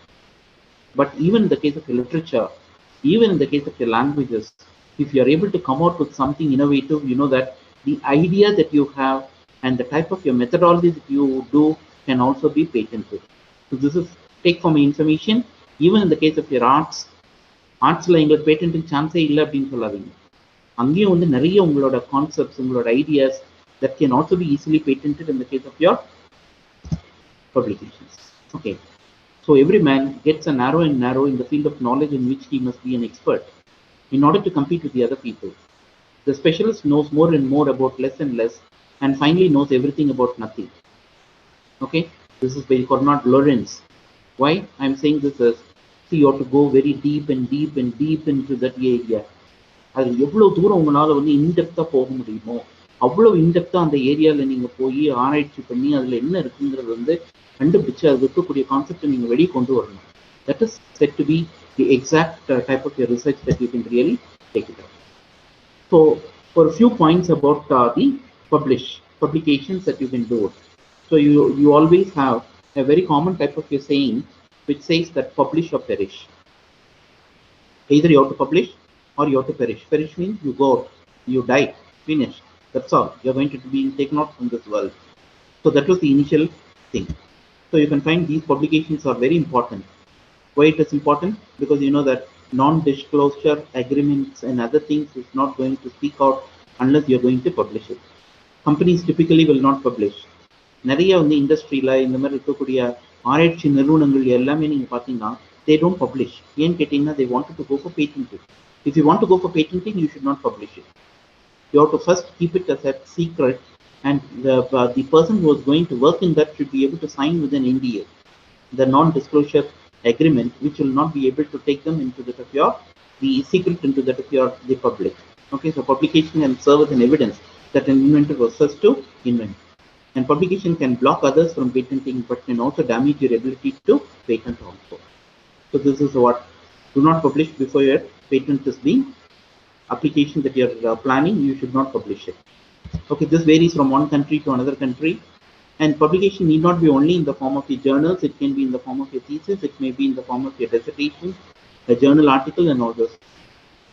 But my kind advice, இந்த நேரத்தில் நான் உங்க எல்லாத்துக்கும் ஆசிரியர்களாகப்பட்ட உங்கள் அனைவருக்கும் நான் சொல்றது என்னன்னா, don't make your research to just come out only in the form of your thesis or come out only in the form of your research report which will be decorating the shelves. Okay, நான் வந்து இவ்வளோ PhD, நான் வந்து 25 PhD guide பண்ணிட்டேன், 30 PhD guide பண்ணிட்டேன்னு சொல்லிட்டு அந்த அந்த புக்ஸை மாத்திரம் வந்து thesis மாத்திரம் அடுக்கி வச்சு பிரயோஜனம் இல்லைங்க. அதில் இருக்கக்கூடிய எவ்வளவு ஆராய்ச்சி வந்து மாணவர்களுக்கோ அல்லது சொசைட்டிக்கோ அது வந்து how it is going to be useful, whether it has come out in the form of a new product or whether it is said to be useful, whether you are able to get out some funding, whether you are able to give that in the form of some sort of your concept to the government. ஏதாவது ஒரு பிளானிங்ல வந்து உங்களுக்கு அது வந்து இருக்கா, that is more important. So it can be in different forms, journal articles, and in the case of your grant proposal and all these things you will be able to do. So this is the process in the case of your publication. இப்போ உங்களோட research முடிஞ்சது, நீங்க வந்து ஒரு மேனுஸ்கிரிப்டை வந்து நீங்க கட்டுரையை ready பண்றீங்க. Okay, you are going to submit this manuscript to that of your journals. You have to choose a journal, and the journal will be assigning a reviewer. Okay, a person who is going to go through it and then who is going to give out the comments about it. And if they are able to say that it is good, it will be accepted and it will be published, or what they will do is that they will be making them to get revised. Okay, and once when it is revised, you have to resubmit it, and then it will be re-reviewed, and it will be accepted, and it can be published, or it can be even rejected at the re-review level. Or what you can do is that you can get it rejected even at the first stage itself. So this is a complicated process that is normally being done in the case of your every publication that you are trying to do. So what you have to do is that பொறுமை வேணும். நீங்க ஒரு paper publish பண்ணணும்னு சொன்னீங்கன்னா இப்போ வந்து it has become a business. நீங்க வந்து மெயில் ஓப்பன் பண்ணீங்கன்னா போதும், ஆயிரக்கணக்கான ஜேர்னல்ஸ் வந்து என்னோட ஜேர்னலுக்கு நீ ஆர்டிக்கல் அனுப்பு, உங்க ஜேர்னலுக்கு ஆர்டிக்கல் அனுப்பு, இதுக்கு அனுப்பு, அதுக்கு அனுப்புன்னு சொல்லிட்டு நிறைய காம்படிஷன் இப்போ இருக்குது. ஆனா எல்லாம் பணம். Okay, they all ask in the form of your dollars and pounds, and then in the case of your different foreign currency, அதுல வந்து என்ன சொல்றாங்க, 20,000 கொடுத்து பப்ளிஷ் பண்றாங்க, 25,000 கொடுத்து பப்ளிஷ் பண்றாங்க. Okay, that is not a good publication at all. That is not at all a real publication. A real publication is where you are going to target a best journal and unpaid type of your the publication that you are going to do. But best journals in the world, when they don't ask you for money, they ask only for the quality. What is quality research that you have done it? If your research is of high standard, then you can find that the journal will be able to immediately accept it. நீங்க ஒரு paper அந்த மாதிரி நீங்க publish பண்ணுங்க, அந்த Journal திரும்ப உங்களை கூப்பிடுவான். You try to publish an article in our thing, sir, you have already 1 year back you have published this paper. What is happening in the case of your rest of your research? Please try to come out with the various type of your other research articles so that we will be able to publish in that. So that should be the condition, where you have to identify the journal which is a free journal, which is a reputed journal, which is a peer-reviewed journal, and then which is said to be cost. It is said to be only less cost, or it is said to be nil cost. Okay, no cost publications are the one which is more valuable. Okay, so what is said to be good in the case of your good research paper? A good research paper should have a good science, a concept, nalla writing skill, good writing practice should be there, and then identifying the good journals that has been present. So whatever the type of your article that you would like to publish, or the manuscript that you would like to publish, there should be some sort of a novelty, or pudumai, new and not resembling something formerly known or used. இப்போ நாம என்ன பண்றோம், mostly it is redundant. அதுலேயும் நம்ம வந்து as teachers, you know that we should all accept, எல்லாம் என்ன பண்றாங்கன்னா பழைய கட்டுரையை வந்து ஆய்வேடுகளை வந்து எடுத்து அதை அப்படியே காப்பி பண்ணி திருப்பி வந்து வேற 1-2 மாத்திரம் அங்கே இங்கேயும் மாற்றி இது பண்ணி அவங்க வந்து they publish it, and then what they do is that they also get out a degree and then they go away. Okay, this is what is happening in some of the places. So we have to strictly say no for such type of a practice that is being present. You should always be novel in the case of your approach that you're going to do, and mechanistic, testing a hypothesis, determining the fundamental processes that has been involved in the case of or responsible for an action, reaction, and other natural phenomena. It should be more new, and then it should be more mechanistic, and it should be descriptive. Descriptive in the sense that it describes how things, but not test things, how it can work, and how the hypothesis that you're postulating, and how this hypothesis is going to be tested with the help of your research that you do. Okay, this is more important. And if you have all these 3 balanced in your scientific article, if you have all these 3 which is balanced, then you can find you are said to be having come out with a good research manuscript or a கட்டுரை, ஆராய்ச்சி கட்டுரை. What constitutes a good journal? இப்போ உங்க எல்லாத்துக்கும் தெரியும், as teachers we should all know very clearly about what is impact factor. Okay, what is citation index? Okay, what is H index? And what is the H index of an institution? What is the H index of an the individual? What is said to be the H index of the citation index of a paper that we are really having it? இப்போ நீங்க பாத்தீங்கன்னா கூகுள்ல உள்ள போனீங்கன்னா Google scholar இருக்குது, வித்வான் இருக்கு, இந்த மாதிரி நிறைய வெப்சைட்ஸ் வந்து it has come into the existence. இப்போ வந்து இந்த after the advent of computers you can find that it is very very easy that you will be able to find out what is the value of your publication that you really have it. இப்போ என்ன பண்றாங்கன்னா நிறைய journals வந்து கமர்ஷியலா when it is being advertised in the case of your the emails and other things that we receive, they say that we have got an impact factor of 11.5, 16.3, இந்த மாதிரி வந்து நிறைய வர்றாங்க. இது எல்லாமே போய் It is not the real impact factor that is being present in the case of your journals. Okay, but what they say is that the poor teachers are being fooled and the poor students are being fooled by the advertisement that they give. நீ வந்து 10,000 ரூபாய் கொடுத்தா publish பண்ணிடுவோம், எங்களோட ஜேர்னலுக்கு வந்து we have got an impact factor of 11.5, but it doesn't have the 11.5 at all. அவங்க வந்து different parameter வச்சுட்டு they will be saying that it has got 10.5 or 11.5. So kindly don't believe in such type of your impact factors. Kindly go through that of your website and find out the real impact factor that is being given by that of your citation indexes. Okay, the impact factor, immediacy index, உங்களோட paper, உங்களோட Journal பப்ளிகேஷனை எவ்வளோ பேர் வந்து அவங்களோட பப்ளிகேஷனை வந்து side பண்றாங்க, that is citation index. Okay, and then how much citation index that you have got it. See, I am not boasting of, but still I am very proudly saying that one of my paper which I published some 15 years before, 15 to 18 years before, you know that it has got a citation index of around 22,000. 22,000 people have cited that article in their journal papers or in the case of their research articles. So this is what we call it as your citation index and immediacy index that is being present in there.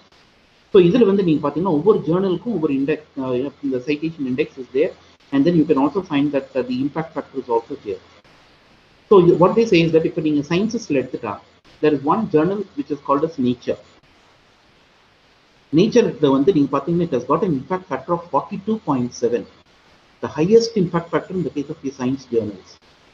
அதில் என்ன சொல்றாங்கன்னா, இப்போ நேச்சர்ல நீங்க ஒரு paper publish பண்ணீங்கன்னா that is equivalent to getting 10 PhDs. நீங்க 10 ஆராய்ச்சி பட்டம் வாங்கினதுக்கு வந்து ஈக்குவலா ஒரு பேப்பர் நீங்க நேச்சர்ல பப்ளிஷ் பண்ணலாம். So much of value that is being present in that. So my dear teachers, okay, take from me, what you do is that when you want to think about research, okay, fine, but please think about quality research. Okay, how are we going to publish? எந்த மாதிரி Journal எடுத்து நம்ம அந்த Journal நம்ம publish பண்ணி நம்மளோட தரத்தை, நம்மளோட ஆராய்ச்சி தரம் வந்து என்னைக்குமே அதிகமாக உயர்தரமாக இருக்க வேண்டும் அப்படின்னு நீங்க எல்லாருமே கனவு காணுங்க. கண்டிப்பாக you will all B able to achieve it. Okay, but அதுக்காக இமீடியட்டா ஃபர்ஸ்ட் எடுத்த உடனே நீங்க ஒரு நேச்சர்ல வந்து ஒரு பேப்பர் வரணும் அப்படிங்கிறது it is not possible.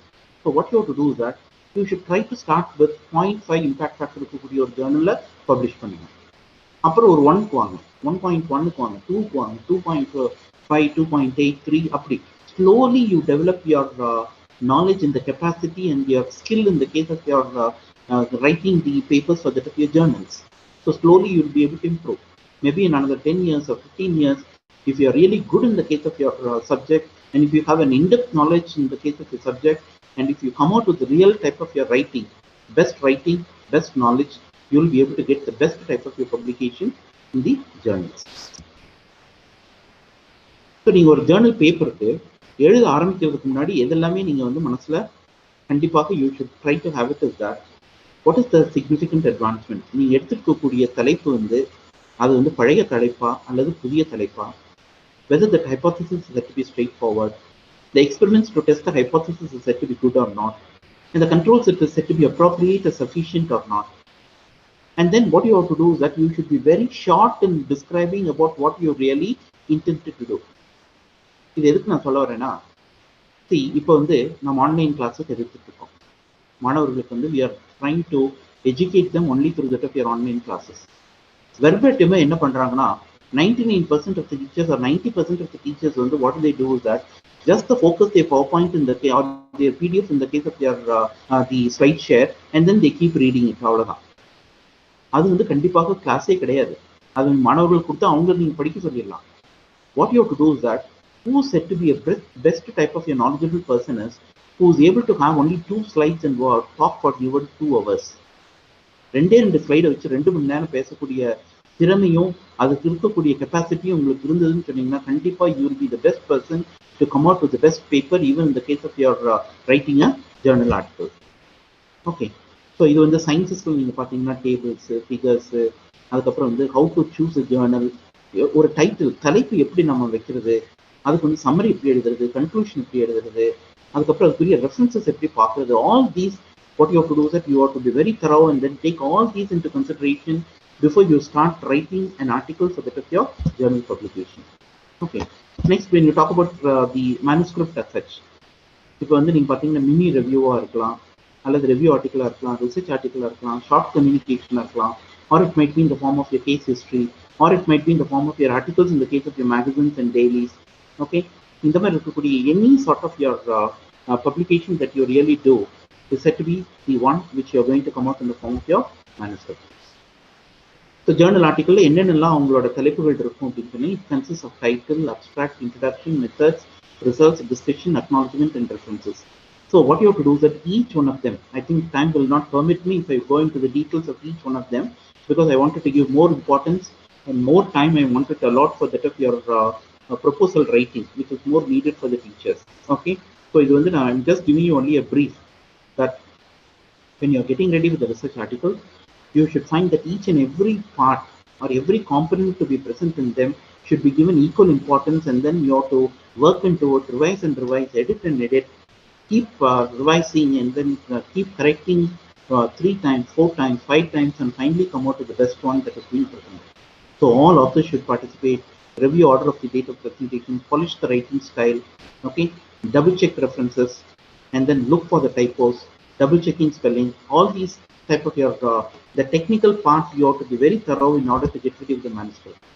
Okay, and another thing is that you should develop a good writing style or a writing skill or a writing style is very important. See, a teacher might be very good in the case of your communication, a good spoken English, a good type of your a teacher will be able to go and communicate to the students, but they'll be very good in the case of your writing stories, they'll be good, but scientific writing is different, journal writing is different, article writing is different. Okay, so what you have to do is that you should try to distinguish between the different styles of writing. For that, what you have to do, you have to read well, and more of written articles you should try to take it up. Try to get good writers to review your article, learn from the editing changes. இப்போ ஒரு ஜேர்னலுக்கு போது அவங்க திருப்பி உங்களை correct பண்ண சொல்லி அனுப்புறாங்க அப்படின்னு சொல்லும்போது சரிச்சு கூடாது. நீங்க என்ன பண்ணணும்னா, you should be very thorough, and then what you have to do is that, okay, let me give an opportunity so that you will learn of how you will be able to correct and then to revise and to make your article to be much more perfect. Okay, and finally submitting.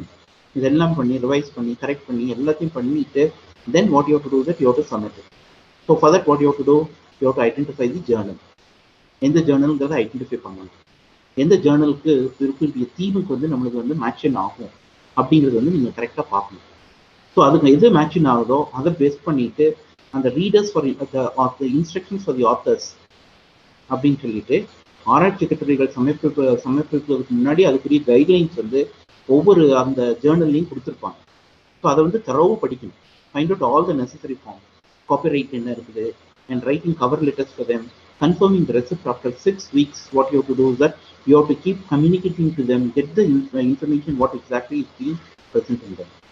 So what you have to do is that you have to go for choosing a journal. The journal choose பண்றதுங்கிறது it is said to be an art. இப்போ என்ன பண்றாங்க, PhD thesis submit பண்ணணும்னா நீங்க 2 paper publish பண்ணியிருக்கணும் அப்படிங்கிறதுக்கு வேண்டி அவசரமா SCI index, UGC cited index, Bharathiar university list of the journals அப்படின்னு சொல்லிட்டு நம்ம தேடி பிடிச்சி ஏதோ ஒன்று போடுறோம். அப்படி இருக்கக்கூடாது. What you have to do is that, what is the area that you are selected, what is the expertise that you have in a particular field of study, and how you are going to transform this. Identify the journal according to that. நிறைய Journal என்ன பண்ணுவாங்கன்னா, நீங்க ஒரு சில Journal payment இருக்கும், 25,000 20,000 பணம் கேட்பாங்க. ஆனால் அந்த பணம் கேட்டிங்கன்னா நீங்கள் இமீடியட்டா எந்த பேப்பராக இருந்தாலும் சரி, ரொம்ப ப்ராடாக science technology journal of research அப்படின்னு வச்சுக்குவாங்க. அதில் தமிழ் டிபார்ட்மெண்ட் அனுப்பிச்சாலும் அக்செப்ட் பண்ணுவாங்க, இங்கிலீஷ் டிபார்ட்மெண்ட் அனுப்பிச்சாலும் அக்செப்ட் பண்ணுவாங்க, ஒரு சயின்ஸ் டிபார்ட்மெண்ட் அனுப்பிச்சாலும் அக்செப்ட் பண்ணுவாங்க. But they don't have a value. Remember, they don't have a value at all. Some of the journals, what they will do is that even if you send an article to them, very cleanly what they will do is they will reject. It is not coming under the purview of our core area, or it does not come under the theme of our journal. So kindly publish in the other journals. All the best அப்படின்னு சொல்லிட்டு திருப்பி அனுப்பிச்சிடுவோம். அந்த மாதிரி journals எல்லாமே என்னென்ன best journals. சும்மா they will not try to accept all the papers that is being sent to them. So choosing a journal is very very important. So இதுக்கு நீங்கள் என்ன பண்ணணும், you have to go to the Google and then you have to try to get the information of what are the other type of your the publications that you can really do and how you will be able to take it up. Okay, so your advisor, colleagues கிட்ட discuss பண்ணுங்க, நீ இந்த பேப்பர்ல போட்ட, நீ என்ன ஜேர்னல்ல போட்ட, what is the type of your the impact factor that you have, all this you have to take into account. Okay, உங்களோட ஒர்க்கோட சிக்னிஃபிகன்ஸ் என்ன, இதை பற்றி எல்லாம் நீங்கள் தெரிஞ்சுக்கணும். What is your target audience, whom you want to convey your research information or the research output, whether it is going to be in the form of your journal scope. This is journal scope statement. நான் சொன்ன மாதிரி என்ன பண்ணுவாங்க, ஒரு சில Journal வந்து அவங்களோட scope இல்லைன்னு சொன்னீங்கன்னா இமீடியட்டாக ரிஜெக்ட் பண்ணி நீங்கள் வேறு ஜேர்னலில் போடுங்கன்னு அனுப்பிடுவாங்க. Okay, so journal scope statement, articles on a similar topic, whether it has been already published, in what way it has to be published, all this you have to take it up. And next thing is that speed, cost and access. This is very important in publication. ஒரு நல்ல ஜேர்னல்ல நல்ல article if you want to publish it, then it will take a long time because it is going to be free of cost. ஃப்ரீனாலே வந்து நீங்கள் பார்த்தீங்கன்னா quality research இருக்கணும். Quality research இருந்துச்சுன்னு சொன்னீங்கன்னா அந்த ஃப்ரீ ஜேர்னல்லே வந்து அக்செப்ட் பண்ணி அவன் வந்து ப்ராசஸ் பண்ணி பப்ளிஷ் பண்ணுறதுக்கு மினிமம் 6 months ஆகலாம், 1 year ஆகலாம், 1.5 years ஆகலாம், 2 years ஆகலாம். For your information, we have submitted to some of the good journals and it has somewhere around 1.5 years have passed. Even till now, we have been revising and we have been resubmitting it, but still it has not got published. Okay, so speed, that is very important. Speed up pandona, what you have to do is that you have to select the journals which doesn't have much value. Go for the lower type of journals. And then what you have to do, you have to pay them. The cost will be high, but it will be easily done within a short period of time. Okay, and access அப்படிங்கிறது வந்து என்ன பண்ணணும், see some of the journals what they do is that they have an open access and the journal article if you are publishing it, then you will be able to easily access and then you will be able to take out that particular article from the journal. But certain journals are closed journals where you know that only when you pay it you will be able to get that article to be done. I think these are all the things which you know. Okay, but what you have to do is that there should be an access which is said to be a free access where everybody will be able to see what is your article and they will be able to cite your article in their references that you are trying to take it up. Okay, so there are different type of your websites and then the author's instructions that you have to really follow, and then some of them what they will do is that they will give some call for papers for a conference conduct பண்ணுவாங்க. So what they will do is that they will have some special issue with the theme of the conference and then it will be published in the case of these journals like Thomson Reuters, or it might be the Elsevier's or any sort of such type of good publications that you are going to do in the case of your science research. Okay, and then whenever you take any final decision, discuss with your the advisors or the faculty or your guide or the PI and then your collaborators who have been present, and then what you do is that first you choose the journal. This is my first choice, this is my second choice, this is my third choice. அது மாதிரி ஒரு 4-5 Journal list பண்ணி வச்சுட்டு அப்புறம் ஒவ்வொரு ஜேர்னலுக்கு அனுப்புங்க. ஒரு Journal reject ஆயிடுச்சு, அடுத்த ஜேர்னலுக்கு அனுப்புங்க. அந்த ஜேர்னல் ரிஜெக்ட் ஆயிடுச்சு, அடுத்த ஜேர்னலுக்கு அனுப்புங்க. அந்த ஜேர்னல் ரிவைஸ் பண்ண சொல்றாங்க. Once if they ask you to revise, then 100% sure that they will be accepting it for publication because the core will be good and they want some sort of your fine tuning to be done in the case of your publications. So this is the instruction to the authors. In every type of a journal, you know that you should be able to very clearly say what is the expectation of the journal, and then you should have the capacity and the capability to prepare an article which will be exactly able to fit into that of your expectations of the journal through the instructions for the authors. So locate the journal on the website, you have to read carefully, and then instructions for preparing the manuscript, and ethical policies and standards should be maintained, authorship should be there, conflict of interest should not be there, pre-publication should not be there. Okay, the authorship. As teachers, you know that I would also give you an advice. இந்த நேரத்தில் நான் உங்களுக்கு ஒரு பணிவான ஒரு வேண்டுகோள் நான் உங்க அனைத்து ஆசிரியர் பெருமக்களுக்கும் நான் சொல்றது என்னன்னா, நிறைய டீச்சர்ஸ் வந்து என்னென்ன செல்ஃபிஷா இருக்காங்க. அவங்க வந்து ஒரு பிஹெச்டி கைட் பண்றாங்க அப்படின்னு சொல்லும்போது இந்த பிஹெச்டி மாணவர் வந்து அவங்க பேப்பர் பப்ளிஷ் பண்ணும்போது நான் தான் ஃபர்ஸ்ட் ஆத்தரா இருப்பேன் அப்படின்னு சொல்றாங்க. தப்பு இல்லை. But what you do is that maybe asking to publish at least some 3 or 4 papers. அதுல வந்து ஒரு 2 பேப்பர் நீங்க ஃபர்ஸ்ட் ஆத்தரா இருங்க, 2 பேப்பர் அவங்களுக்கு ஒரு ஆப்பர்ச்சுனிட்டி கொடுங்க. Let them be the first authors. But usually foreign பப்ளிகேஷன்ல நீங்க பாத்தீங்கன்னா நிறைய சயின்டிபிக் ஜேர்னல்ஸ்ல எல்லாமே teachers and the guides will be the last person in that list of the authors. So இதை பத்தி நான் உங்களுக்கு 1 மணி நேரத்துக்கு நிறைய பேசலாம். எப்படி இந்த கான்ஃபிளிக்ட் வந்து வரணும், how you have to solve it. So let the students who are really working for it and the students who have been doing that work, let them also get a recognition, so that they will also be able to get in the first authorship in few of the papers that you are really trying to take it up. Okay, so this is my advice to you all. ஏன் வந்து நமக்கு publication நடக்கிறதில்ல, நம்ம செய்யக்கூடிய தப்புகள் என்ன, what are the sins that we do? The 7 deadly sins that we do is that data manipulation. பழைய data ஒன்று எடுத்து அப்படியே மேனிப்புலேட் பண்ணி அதை ஃபால்சிஃபை பண்ணி நம்ம பப்ளிகேஷன் கொடுக்குறது. இது மாதிரி நிறைய பண்ணுறாங்க. Okay, so even I myself, you know that an article which I have published some 15, 18 years or 20 years before, you know that recently there was one person, I do not like to mention the name of the faculty and then the name of the institution, but still they copied the same type of your article from my paper and then they are published in the other journal.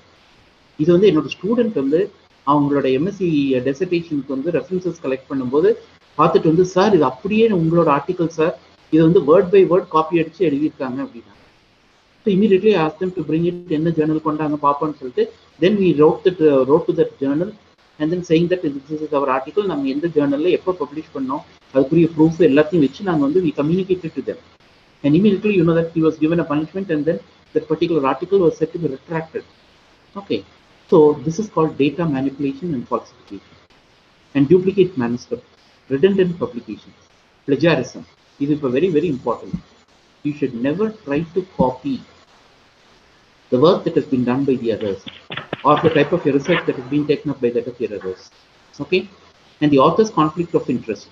Authors play in the conflict of interest varakuda vanduchu sonnale, then you can find that the publication will not be done. Okay, and animal use concerns. நிறைய பேர் என்ன பண்ணுறாங்கன்னா, இப்போ ஒரு டிபார்ட்மெண்ட்டில் இருக்கும், நீ publish பண்ணினா என் பேரை போட்டுக்கோ, நான் பப்ளிஷ் பண்ணனா உன் பேரை போட்டுக்குவேன். இந்த மாதிரி வந்து ஒரு கொலாபரேட்டிவாக கோஆப்ரேட்டிவாக பண்ணுறாங்க. பட் அதுவுமே நியாயம் தான். But what you do that you should be able to have some sort of your contribution. நீங்கள் அந்த பர்டிகுலர் பேப்பருக்கு உங்களோட பங்களிப்பு என்ன இருந்தது, அந்த பங்களிப்பு இருந்தால் மட்டும் நீங்கள் கிளைம் பண்ணுங்க, இல்லாட்டி வேண்டாம். அந்த மாதிரி ஒரு பேப்பர் பப்ளிகேஷனோ அதுக்குரிய ஒரு கிரெடிட்ஸும் நீங்கள் உங்களுக்கு தேவையே இல்லை. Please don't do such type of your sense in the case of your publication. So animal use concerns, human use concerns, இதெல்லாமே என்னென்னா சயின்ஸ் ரிசர்ச்சில் வந்து ethical clearance, animal ethical clearance committee, human ethical clearance committee, இந்த மாதிரி ethical clearance எல்லாம் வாங்கிட்டு தான் நம்ம ஆராய்ச்சி பண்ண முடியும் அப்படிங்கிறதுக்கு இது. ரிடண்டன்ட் பப்ளிகேஷன், இதுக்கு வந்து என்னன்னு சொன்னீங்கன்னா, டேட்டா இந்த case of your conference abstract and same data, ஒரே ஆர்டிக்கல் டிஃப்ரெண்ட் ஃபார்மில் டிஃப்ரெண்ட் ஜேர்னலுக்கு அனுப்புறது. அந்த டேட்டா அந்த வெப்சைட், சம்டைம்ஸ் வெப்சைட்டில் இருக்கக்கூடிய ஜேர்னலில் வந்து ஆர்டிக்கலை வந்து you try to seal that, take out that and then you just publish it in the case of your others. And the data included in the case of your review article. Others, review இருக்கக்கூடிய data வந்து you just take it out and then you try to put it into that of your real research data that you are going to give for your publication. Expansion of the published data, all these type of your the mistakes, you should never do it in the case of your redundant publication. So I would like to quote from Dr. Francis. There is no form of prose more difficult to understand and more tedious to read than the average scientific paper. You should have a lot of interest, patience, and then you should have the perseverance to read through what exactly is written in the research paper, and then you should try to comprehend it, and then you have to give it. But எப்படி இந்த பிளஜாரிசத்துல நீங்க வந்து இது பண்ணலாம் அப்படின்னு சொல்லும்போது நீங்க கேட்கலாம் என்கிட்ட ஒரு கேள்வி. See, I am reading through an article, I am getting an idea from that article. அதை நான் கோட் பண்ணணும்னு நினைக்கிறேன். நீங்க அந்த வேர்ட்ஸ் அப்படியே யூஸ் பண்ணாதீங்க. நீங்க யூ ரீட் த்ரூ இட், அதை படிச்சுட்டு அதுல என்ன சாராம்சம் இருக்கு அப்படிங்கிறது வந்து நீங்க வந்து ஒரு சுருங்க உங்களோட கட்டுரையில நீங்க அதை கொண்டு வாங்க. There is nothing wrong with that. That will not become plagiarism at all. Okay, if you are able to trying to express that in your own words, then that will not become a plagiarism at all. That is said to be an interpretation and the type of your comprehensive form in which you are going to give your ideas. Okay, so my second part is over. Coming to the last part, research funding and collaborations. Okay, maybe another 15 minutes or 20 minutes or half an hour I will try to wind up this. The most important thing is research funding. Okay, what is this? எந்த ஒரு ஆராய்ச்சி பண்ணணும்னாலும் நமக்கு முதல்ல வந்து பொருளாதாரம் வேணும். பொருளாதாரம் இல்லைன்னா நம்மளால எந்த ஆராய்ச்சியுமே நம்மளால மேற்கொள்ள முடியாது. அதுக்கு வந்து we have to develop ourselves. We have to develop our knowledge. We have to develop our value, our knowledge, our skill, and how we are going to market it, and how we are going to get the funds from the funding agency so that we will be able to do the research. So this is one very, very important thing. இப்போ நீங்கள் NAAC எடுத்துக்கோங்க, NIRF எடுத்துக்கோங்க, எது எடுத்துக்கோங்க, எந்த விதமான ஒரு ranking on an all India level, if you are trying to take it up, you know that colleges எல்லாத்துலயுமே எந்த இதுல they are losing the markers only in the form of your funding. Okay, research இருக்கு. That's what we call it as research active, fund not active. Research and fund active இருக்கணும். Funding active is said to be very important. நான் வந்து PhD முடிச்சேன், நான் இவ்வளோ ஏஜென்சியில் apply பண்ணியிருக்கேன், இவ்வளோ மேஜர் ரிசர்ச் ப்ராஜெக்ட் வாங்கியிருக்கேன், இவ்வளோ மைனர் ரிசர்ச் ப்ராஜெக்ட் வாங்கியிருக்கேன். That is more important even than saying that I have completed 25 PhDs, I have completed 30 PhDs, 10 PhDs. This is okay, fine. நீங்க எல்லாரும் ரிசர்ச் பண்றீங்கிறதுக்கு ஒரு அடையாளம், அவ்வளவுதான். Okay, but what is real quality research? When your research is being converted into the form of an encashing, in the form of you're getting funds. If you're able to get research funding, then that is said to be the one which you are able to show at a national level that your idea that is originating from you is said to be the best. Okay.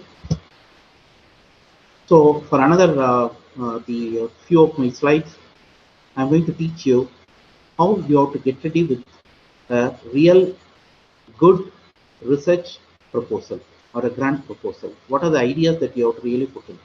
How to develop that? How to get it? நான் நிறைய காலேஜுக்கு போயிருக்கேன்.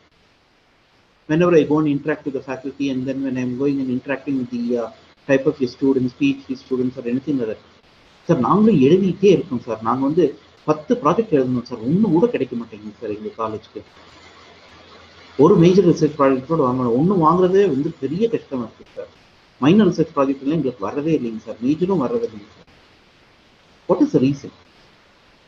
See, what you have to do is that you have to go for a self-analysis or a self-realization that you are really trying to do out in the case of this.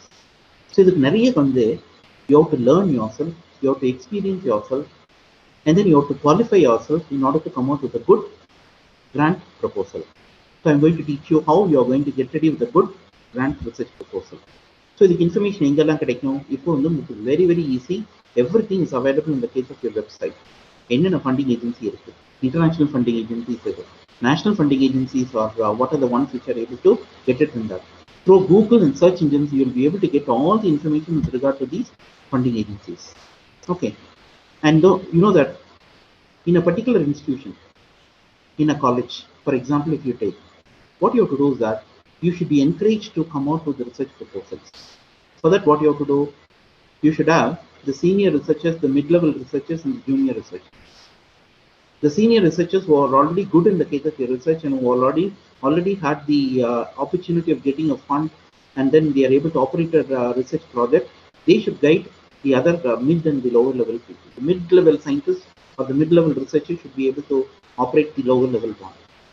நிறைய காலேஜில் நான் போகும்போது வந்து சொல்லுவாங்க, sir இப்போ தான் PhD முடிச்சிருக்கேன் sir, எனக்கு வந்து ரொம்ப இன்ட்ரெஸ்டாக இருக்குங்க சார், எனக்கு கண்டிப்பாக I want to get a funding sir, எப்படி பண்ணலாம், எப்படி பண்ணால் எனக்கு ஒரு ஃபண்டிங் கிடைக்கும் அப்படிங்கிறது வந்து சொல்லுங்க sir. I really like all those faculty because you know that they have so much of enthusiasm, they have so much of involvement in getting out a particular type of a project. Okay, அதுக்கு என்ன பண்ணணும்? So identifying the funding opportunity, எங்கெங்கெல்லாம் fund இருக்கு, how to identify them, assist to the proposal preparation. What you have to do is that proposal preparation வந்து they need some sort of a help from the seniors. Understanding the thrust research areas, this is very important. Thrust research area is that each and every type of your funding agency has got one sort of your thrust research area to be present. For example, in the case of Tamil, you know that the Semoli Aaraichi Kazhagam, they are trying to give fund for different types of your research, but they expect that what is the core area? It should be something related with the development of the Tamil as a language, and then how the Tamil has been put into an international language, and what are the contributions that the Tamil language has been given to the development of the other languages in the case of the national scenario or international scenario. Okay, all this, if the area that you select, if it is aligning with these core areas, கண்டிப்பாக செம்மொழி தமிழ் ஆராய்ச்சி குழுவிலிருந்து உங்களால் funding வாங்க முடியும். So step by step guidance you have to take. Management also should be able to give out this. See, I've seen that in most of the colleges they have started giving seed funding. Okay, காலேஜ்ல இருந்து வந்து 15,000, 20,000, 30,000, 1 லட்சம் இப்படி வந்து சின்ன சின்ன amount வந்து they are trying to give it to the faculty and then asking the faculty to take up this particular area, do some research, get some basic type of your idea that is being present in that, and from this basic idea how they will be able to support and then they'll be able to come out with the bigger research project in the case of your future for the information that is being presented. Okay, so there are different type of your funding sources. National funding agencies are there, international funding agencies are there, industries are there, private organizations are there. So what you have to do is that you should try to identify which is the funding source. So your funding application எழுத ஆரம்பிக்கும் போது, what are the 3 major steps that you have to follow? 3 major steps. The first one is identifying a funding agency and then the funding program. Which agency will be able to give you the money? Okay, and I am very sure that for language or for arts, commerce, economics and other things, you can find that the funding agencies are very few. But for sciences, you know that the funding agencies are huge. Too many funding agencies are available, even in the case of your national and international level, which can be able to give funds for that of your science research. So that is the first step. Second step, read all the relevant documents, policy documents. Funding agency, what do they expect? And what do they really do? And what are the different types of areas that they have funded already? Okay, all this you should be able to understand very clearly about that particular funding agency and what is the objective and what are the different types of steps that you can take up with this funding agencies. And that will be able to determine what they are really looking for, so that you will be able to justify the expectation of the funding agency. And coming to the third part, write a research proposal to suit your own needs. What is your capacity? What is the type of your determination that you have? What is the capability that you have? What is the knowledge that you have? What is the expertise that you have? Based on that, you prepare a proposal. And how it will be able to suit and fit into that of your expectations of the funding agency. So that is it should also be able to give you 100% justification that the funding agency will be able to immediately fund that. Okay. So these are all some of the funding agencies which is present in the case of your India, and this is mostly with the of your sciences like AICTE, CSIR, DRDO, DAE, OISH, DBT, DOC, DOD, DST, DSIR, ICMR, IMD, ISRO, MOCIT, and then MIT, MOEF, MFPI, MNES, CPRI, MOSJE, all these things. But the very common ones are like UGC, DBT, DST, and all these things. And for that of your arts, okay, you can find that for arts, you can find that ICSSR, UGC, and then various other different private bodies. Very few are available even for the languages as well as for the. But UGC gives for everybody, all the type of your subjects. Okay, it might be economics, sociology, commerce, or it might be the arts and then languages. And apart from that, even for sciences, everything they have a board, and then they have different groups that they are trying to fund it.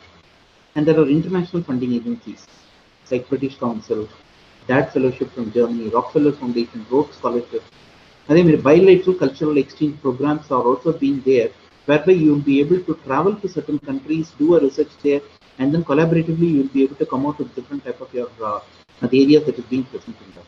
So Fulbright Fellowship, European Union funding, Indo-Australian funding, rather there are several type of your international agencies are also which are available for the type of funding. So this is what is a research proposal? A document that provides a detailed description, outlines the entire research process, and objective in writing a research proposal. So these are all the basic criteria that you should have. You should have the capacity to market yourself. உங்களோட knowledge நீங்க எப்படி விற்க போறீங்க? Market yourself. Make a schedule. Draft an outline. Follow the directions. Think about the aesthetics. Use paragraphs. Highlight important points. Edit.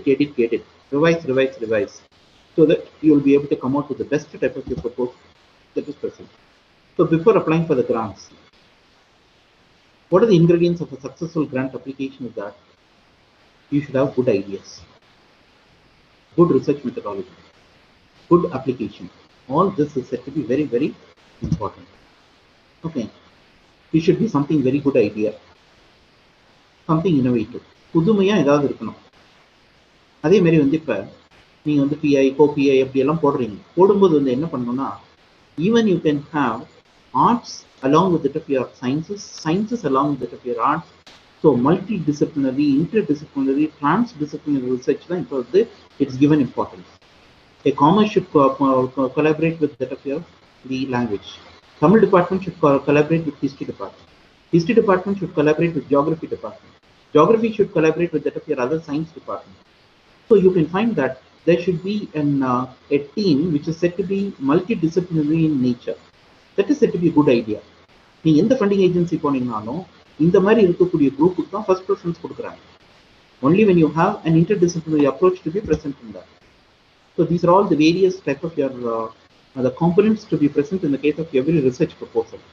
Okay, you know that they should have a title, abstract, introduction, review of literature, aim, objective, hypothesis, methodology, and then the plan for analysis of the research, ethical or legal considerations, bibliographical references, timeline chart, a Gantt chart, and then budget, annexures, application to geographical area, and then uniqueness of the project.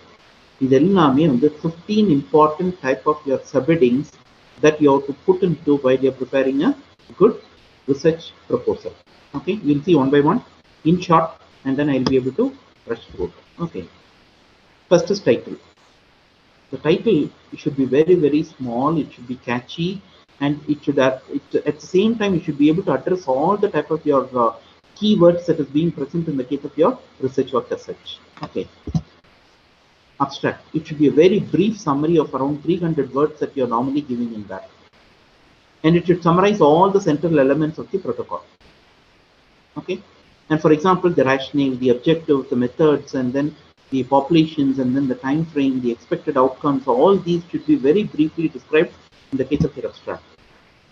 In talking about the introduction, the introduction should be background, what do you really do, why you want to take up that particular work, and then why it is being present in that, and background information, urgency, critical gaps, need of the present study, and all those things.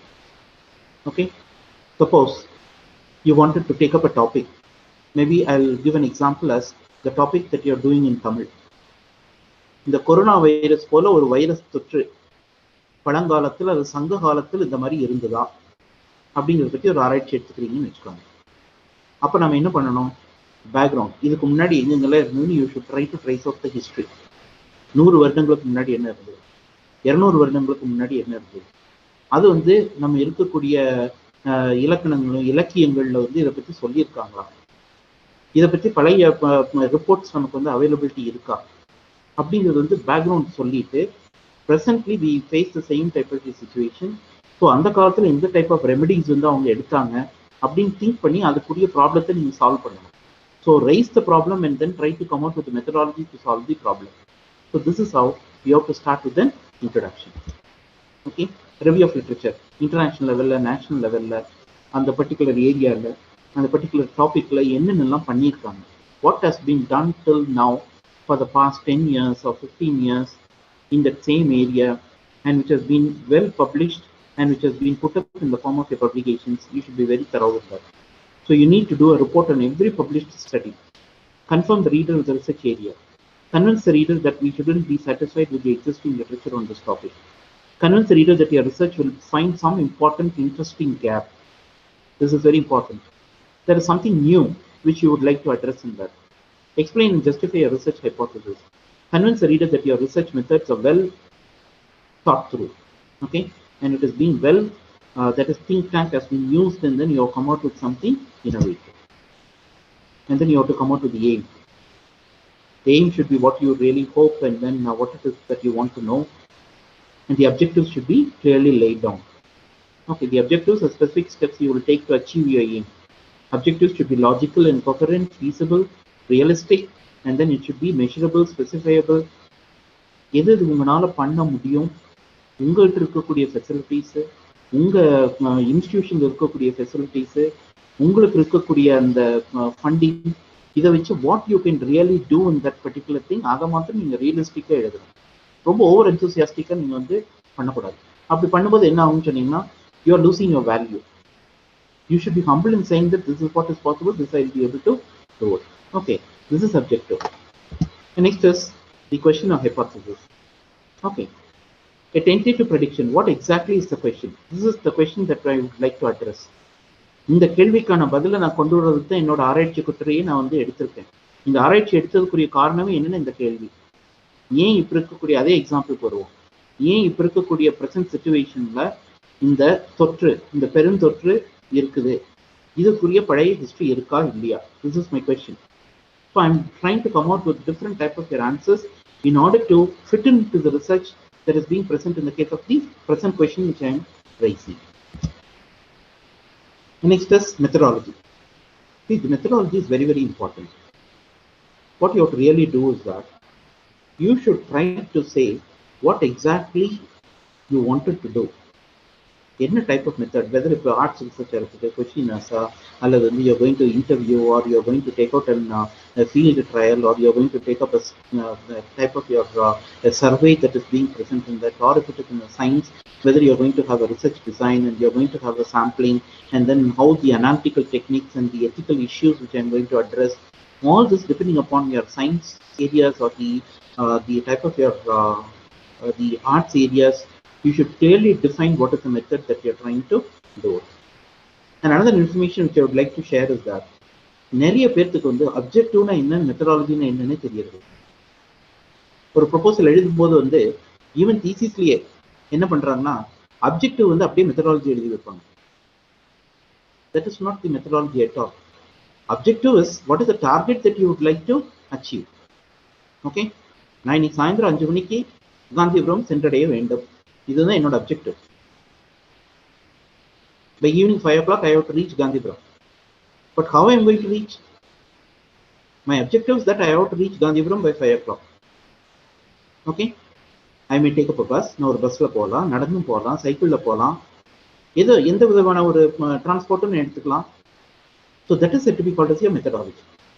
Okay, but most of you, what you do is that you confuse between this methodology as well as your objective in the case of your research proposals, or even in the case of your writing a research report and analysis of the results. So what you have to do is that schedule the work elements listed in your methodology, use standard project management techniques, okay, and then flow chart, PERT chart, everything has to be given, and what is the real type of your outcome or the deliverables or the recommendations that you are going to give for it. That is very important. The next is the ethical or legal considerations. This is mostly in the case of your science. You know that if you're going to have it as a collaborative program, who is going to be the owner of that outcome of the research? Okay. இப்போ நீங்க பாத்தீங்கன்னா இப்போ present pandemic situationல you can find that the Covishield is said to be the vaccine that is given for everybody. Okay, Covaxin and Covishield. So this Covishield, you know that US patent was there, and then they are trying to sell this, and then they are trying to have an type of your association with that. Okay, so different type of your companies are coming out with them. They have their own type of your intellectual property, so they would like to share that with that of your other countries. Okay, so like that everybody should have their own intellectual property rights to be present in them, which is to be addressed in the case of your research proposal. இதனால எந்த விதமான ஒரு கான்ஃப்ளிக்டும் எந்த விதமான ஒரு சண்டையும் வந்துடக்கூடாது. யாரு கொலாபரேட்டர்ஸ்குள்ளேயோ அல்லது இன்ஸ்டிடியூஷன்ஸ்குள்ளேயோ அல்லது இருக்கக்கூடிய கண்ட்ரீஸ்குள்ளேயோ இந்த மாதிரி எந்த பிரச்சனையும் வராம நம்மளோட ஆராய்ச்சி நம்ம மேற்கொள்ள வேண்டும். அதுக்கு ஃபர்ஸ்ட் நம்ம we have to make it very clear that ethical or legal considerations should be mentioned very clearly.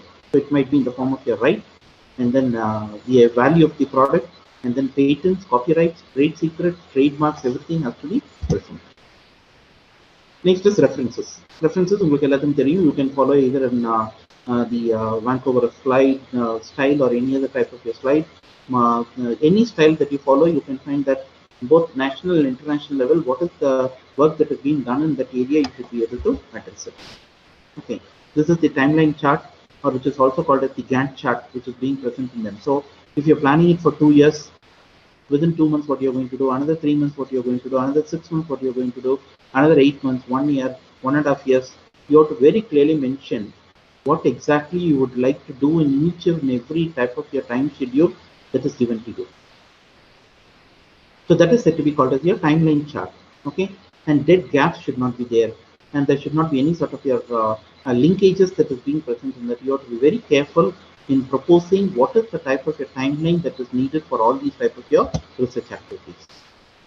And another important thing is said to be the budget. நிறைய பேருக்கு இந்த பட்ஜெட் எப்படி போடுறது அப்படிங்கிறதே தெரியாது. என்ன டைப் ஆஃப் காஸ்ட் நமக்கு involved. Arts ரிசர்ச்னா எதுக்கெல்லாம் நமக்கு எக்ஸ்பென்சஸ் வரும், சயின்ஸ் ரிசர்ச்னா நமக்கு எதுக்கெல்லாம் எக்ஸ்பென்சஸ் வரும், எக்யூப்மெண்ட்ஸ் எப்படி வாங்கணும், And then reasonable inflation while calculating the year-wise budget. Avoid over-budgeting. And then split the cost as per the funding agency. The fundamental requirement will be low in the initial and then rises during the implementation and falls out rapidly at the end. Okay. So, main on the budget போடும்போது வந்து there are two categories which we call it as non-recurring and recurring. Most of them, they do not know what is the difference between a non-recurring and a recurring expense. Non-recurring வந்து அசையா சொத்துக்கள் இதெல்லாம் நம்ம வந்து எடுக்க போறோம். What are the equipments that we are going to get it? What are the different type of your components that is going to be added as a permanent asset in the case of the institute? That is to be called as your instruments, accessories for the instruments, and then the facilities that we are going to create, the infrastructure that we are going to create. All these are said to be non-recurring. Recurring is asayum expenses, where we can find manpower, stipend pay பண்றது, consumables, chemicals வாங்குறது, travel பண்றது, அதுக்கப்புறம் வந்து நம்ம ஒவ்வொரு ஊரா போய் நம்ம வந்து இன்ஃபர்மேஷன் கலெக்ட் பண்றது, books, journals வாங்குறது, hiring services, contingencies, okay, overheads, miscellaneous, all these type of your components will be put into that of your recurring pay. So whenever you write a project, you know that a project proposal, you should clearly know what is the non-recurring and what is the recurring, and which are all the components which can be put under the recurring head, and which are all the components which can be put into that of your non-recurring head. You can be very clear about it. And next is annexures. எதெல்லாம் கூட வைக்கணும் as annexures? Your interview protocol, sample of informed consents, and then cover letters, and then original scales and the questionnaires that you're trying to do, and the format of the questionnaire, official letters of the permission, and then ethical clearance certificates that is being present, animal ethical clearance committee or human ethical clearance committee, and copyrights that you are really going to get. Everything has to be given in the form of your annexure. And then you have to give your applicant CV details. See, this is very, very important. See, I'm saying that as an experience in sitting in the case of your screening committees of various projects or funding agencies, okay, what they really expect is that in the particular டீச்சருக்கு இந்த ப்ராஜெக்டை கொடுத்தோம்னா அவங்களுக்கு செய்யக்கூடிய capacity இருக்குதா இல்லையாங்கிறது first prove பண்ணணும். So how you will be able to prove that? That can be proved only in the form of your strong biodata, which will be able to reflect your involvement and your capacity in that particular area. So that should be in the form of your publications. It should be in the form of your projects that you have already operated. And then you should give information about the PhD students that you have guided. What is your area of interest? All this will be able to give a special type of your advantage over the others. So list of all the awards, and then what are the type of your the information that you have. If you don't have this, I'm sure that you will not be able to get out a project. As நிறைய teacher சொல்லிட்டு இருப்பாங்க, ஏன் sir எங்களுக்கு எல்லாம் கிடைக்கவே மாட்டேங்குது அப்படின்னு. Build up your biodata. Make your CV to be strong so that you will not be able to miss it and you will be able to get it. Okay. And then local. If you are trying to come out with from Coimbatore இருக்கக்கூடிய local problem ஏதாவது இருக்கா, and you are able to solve that local problem, that is said to be very important. So that is application to geographical area, identifying the problem with the local needs and local type of orientation tasks, and then unique identity and immediate application to look at your outcomes. Okay. And uniqueness of the project. Uniqueness is something very, very new and which has been present, innovatively present only in your topic, and which the others will not have it. So you have to identify which is that unique area in the project that you are proposing. What are the common problems that your proposals get rejected? Why most of your the type of your projects are getting rejected? Faulty hypothesis. New ideas and original ideas are not there. And then no information is new information is being present in them. And then the study group that you have taken, the methodology is not said to be new, and the methodology is not said to be the one which can be suiting to the expectations of the funding agency. And it is very superficial. Nunipul மேயற மாதிரி தான் இருக்கு. In-depth study எதுவுமே இல்லை. Okay, unfocused research plan. The particular PI or the investigator, you know that they do not have the lack of knowledge. They do not have this knowledge at all in this area. So how he will be able to take up this project? That will be a failure. So poor institutional support or inadequate facilities in the case of your institution will not allow you to get out the project that is being present in there. இப்போ நீங்கள் எல்லாம் எங்கிட்ட ஒரு கேள்வி கேட்கலாம், இவ்வளோ கஷ்டம் இருக்குது, இவ்வளோ டிஃபிகல்ட்டி இருக்குது, அப்போ நாங்கள் வந்து ஒரு புதுசாக ஃபஸ்ட்டு பிஹெச்டி முடிக்கிறோம், எனக்கு ரொம்ப இன்ட்ரெஸ்ட் இருக்குது, ஐ wanted to get out a project அப்படின்னு சொன்னீங்கன்னா, how you will be able to do it? For that, what you have to do is that you should try to collaborate with that of your others, and you be the PI and make the other person who is already good in the case of your research to enter into that of your area. Okay, so a person who is already good in research, you include them as one of the co-PI, co-principal investigator. நீங்க அவங்க போடுங்க, அவங்களோட முதுகுல நீங்க ஏறி பயணம் பண்ணுங்க. So that what will happen is that initial stages you will learn, and then you will be able to come out with the best type of your knowledge that is being present in that.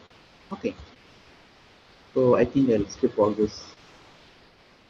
So what are the expectations? If you want to get out a project, then a teacher should have good publications, a teacher should have good partnering with that of your other institutions, a teacher should have a good networking with that of the other individuals who have been doing the same type of your research work, and the proposal should be very neatly written and then very legibly written, and technically it should be sound, and it should be useful for that of your society, and it should have a national reputation, and then we should be able to identify a problem which is need of the hour. Okay, I'll give you an example. See, recently, you know that Tamil Nadu State Council, or you can find that the Department of Science and Technology, Indian Council of Medical Research, and the Yoga Institute, எல்லாமே வந்து CCRI, Ayurveda, Ayush Research Center எல்லாமே வந்து advertise பண்ணியிருந்தாங்க. You know what? It was mainly with that of this pandemic situation. The pandemic situation la வந்து நிறைய research projects வந்து call for பண்ணியிருந்தாங்க. So they will be able to give preference for those people who are interested in working in this area, because that is a need of the hour. இப்போ இமீடியட்டாக நமக்கு தேவை, அதுக்காக வந்து they try to develop and then give funding so that they will be able to identify this opportunity. So that what you have to do is that what is the real problem, you have to understand, and then you have to come out with the trust research area that is seen in that. Okay, and my last part, maybe in another 5 minutes, I'll be able to just say what are these research collaborations. இதுதான் நான் உங்களுக்கு சொல்ல வரேன் என்னன்னா, you should try to collaborate. ஒரு individual ஒரு காலேஜில் உட்காந்துட்டு நான் குட் ரிசர்ச்சர், எனக்கு நல்ல பப்ளிகேஷன்ஸ் இருக்குது, நான் நிறைய பிஹெச்டி கைட் பண்ணியிருக்கேன் அப்படின்னு சொல்லிட்டு இருந்தீங்கன்னா, that is not going to be of any use. Okay, how your research you are able to involve the other people that is being present in that. You should try to involve the people from the other faculties or other subject areas. Okay, bring together different persons with different skills, achieve synergistic outcomes, improve your research productivity, your colleagues and students, and then think in the interdisciplinary way. And then across academic institutions. See, suppose if you are from a college, if you have your collaborator or your co-PA from IIT or from IISc or from IIM, or from the maybe in the case of your CIFTL from Mysore, Central Institute of English and Foreign Languages. So when you have the collaboration with such type of your research institutes and centrally funded institutes or international institutes, then what you can do is that you sure that your collaboration will work out and you will be able to come out with good sort of your research. So collaborative research, which gives you either interdisciplinary or interdisciplinary type of your thing, and multidisciplinary approaches should be present. Or you should try to have multiple leadership plan, multi-institutional project. Absolutely, you can try to involve 4 or 5 different types of institutions, and then you should try to work on a single topic which will be able to come out with that value. Okay. And you can ask me that how to get this collaboration. Sir, now in the college will work pandra. Okay, when I go and approach a person in the case of your IIT, you will not be ready to collaborate with me. How to identify these persons? So that is your capacity. உங்க திறமை, நீங்க எப்படி போய் நீங்க அவங்களை Impress பண்றீங்க, அவங்ககிட்ட நீங்க ஏதாவது ஒரு ஒர்க் பண்ணி கொடுத்து ஒரு ஜாயிண்ட் பப்ளிகேஷன் ஒன்று பண்ணணும், அவங்கள வந்து what you have to do that you have to involve in your own type of activity that is being present. நிறைய கான்ஃபரன்சஸ் போகிறோம், செமினார்ஸ் போகிறோம், நிறைய ஸ்பீக்கர்ஸ் வர்றாங்க, the people will come and give a lecture. அப்போ என்ன பண்ணணும்னா lunch டைமில், tea டைமில் இந்த மாதிரி வந்து நம்ம இமீடியட்டாக போய் அவங்களை அப்ரோச் பண்ணணும்.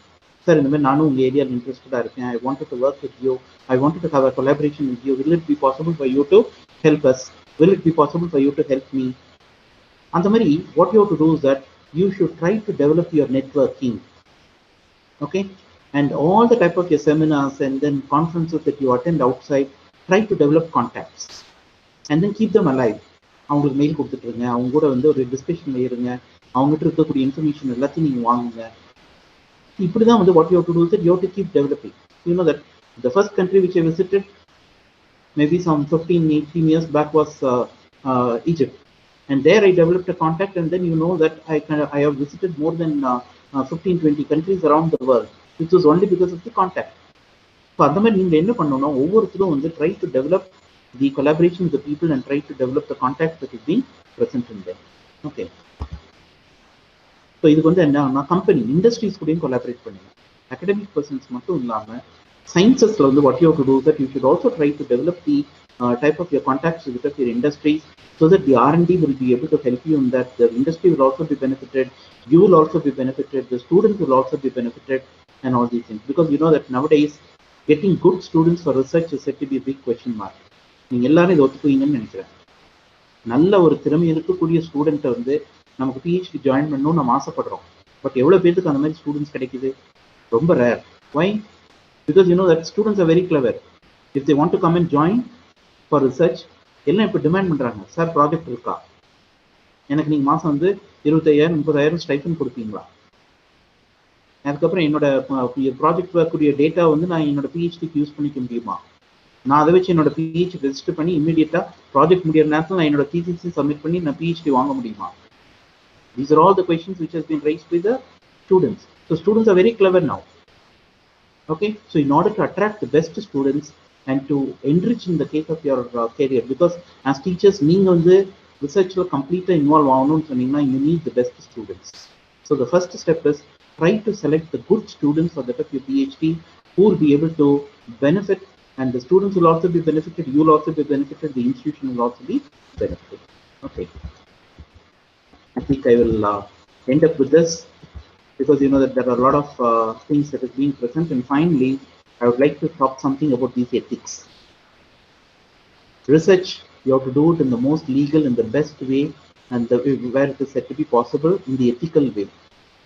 Research misconduct should not be there. Falsification பண்ணாதீங்க, fabrication பண்ணாதீங்க, plagiarism பண்ணாதீங்க. Okay, and try to develop collaborations, and don't have any issues in the case of your authorship. அதே மாதிரி with my experience of 32 years in teaching, you know that I know very clearly every PhD student, when they start their research work under a guide, you know, they'll be very happy. But at the end of their PhD, when they are going to finish, invariably you can find that they have some sort of a grudge. PhD guide-க்கும் ஸ்டூடெண்ட்டுக்கும் சண்டை வந்தது. எதனால? As teachers, we have to think about it. Are we matured enough to handle that student? Are we matured enough to take up that?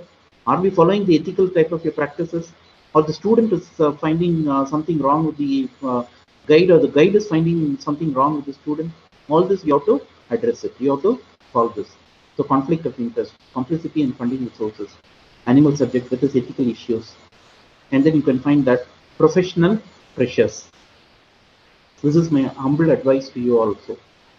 Institution சொல்றாங்க நாம வந்து இது பண்ணணும் அப்படிங்கிறதுக்காக ஆராய்ச்சி நீங்க எடுத்துக்கவே கூடாது. If you want to really have a good quality research, you should have your own personal interest. It should not be because of pressure. Okay, கஷ்டப்பட்டு நீங்க வந்து ஆராய்ச்சி செய்யக்கூடாது, இஷ்டப்பட்டு நீங்க ஆராய்ச்சி செய்யணும். இஷ்டப்பட்டு நீங்க செஞ்சீங்கன்னா கண்டிப்பாக உங்களோட ஆராய்ச்சியில் நீங்க வந்து மென்மேலும் முன்னுக்கு வரக்கூடிய வாய்ப்பு நிறைய இருக்கு. Okay, this is to retain your job or pressure. நான் வந்து இந்த போஸ்ட்டில் இருக்கணும், இல்லாட்டி எங்கள் காலேஜ்லேருந்து வெளியே அனுப்பிடுவாங்க, நான் வந்து ரிசர்ச் பண்ணணும், ப்ராஜெக்ட் வாங்கணும். ஒவ்வொரு தடவை வந்து ரிவ்யூ மீட்டிங்கில் போய் உட்காரும் போதுமே வந்து ப்ராஜெக்ட் வாங்கியிருக்கேன்னு கேட்குறாங்க. அதுக்காக நீங்கள் ஆராய்ச்சி பண்ணாதீங்க. உங்களோட இன்ட்ரெஸ்ட்டுக்காக இஷ்டத்தோடு நீங்கள் பண்ணுங்க. You will be able to prosper and then come out very well in the case of your research as such, so that you will be able to get grants. கிராண்ட்ஸுக்குமே நீங்கள் என்ன பண்ணணும்னா, கிடைக்கலன்னா பரவாயில்ல, ஒரு தடவை கிடைக்கலையா திரும்ப எழுதுங்க, 10 கல்ல தூக்கி எறிங்க, 10 different ஏஜென்சிக்கு வீசுங்க.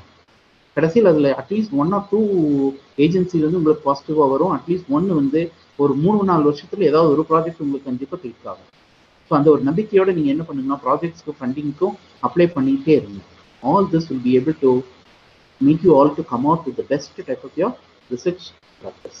Okay, so I think I will end up with this, and I wish that every one of you who have come in this online meeting, okay, you should all transform yourself. நான் என்னோட experience உங்களோட இவ்வளவு நேரம் பகிர்ந்துட்டேன். இதனால ஒரு சில ஆசிரியர்களுக்கு ஏதாவது ஒரு ஊக்குவிப்பு வேணுமா, அல்லது வந்து உங்களுக்கு நான் இதனால வந்து நானும் வந்து ஃபண்டிங் அப்ளை பண்ண ஆரம்பிச்சுட்டேன் சார், உங்களோட டாக்னால எனக்கும் ஒரு நல்ல ஒரு மனசுல ஒரு தெம்பு கிடைச்சிருக்கு, நான் வந்து நிறைய ரிசர்ச்ல இன்வால்வ் ஆக போறேன், நிறைய ப்ராஜெக்ட்ஸ் நான் வாங்க போறேன் அப்படிங்கிற ஒரு உந்துதல் உங்க எல்லாத்துக்கும் வந்ததுன்னு சொன்னீங்கன்னா, that is the great success of my talk which I have given to you today. And I expect that everybody should turn yourself into a good researcher, because நீங்க டீச்சிங் இருக்கணும் நீங்க வந்து முடிவு பண்ணிட்டீங்கன்னு சொல்லி சொன்னா கண்டிப்பாக you should also be a good researcher.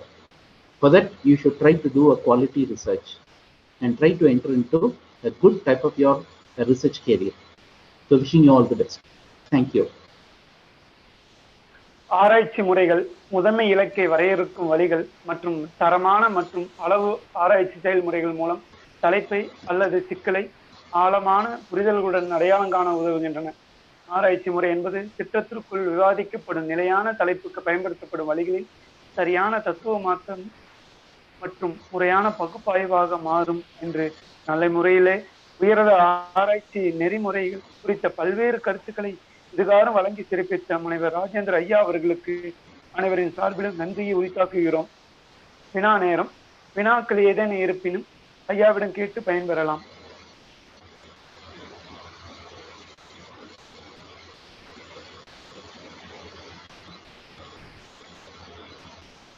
Yes, any questions?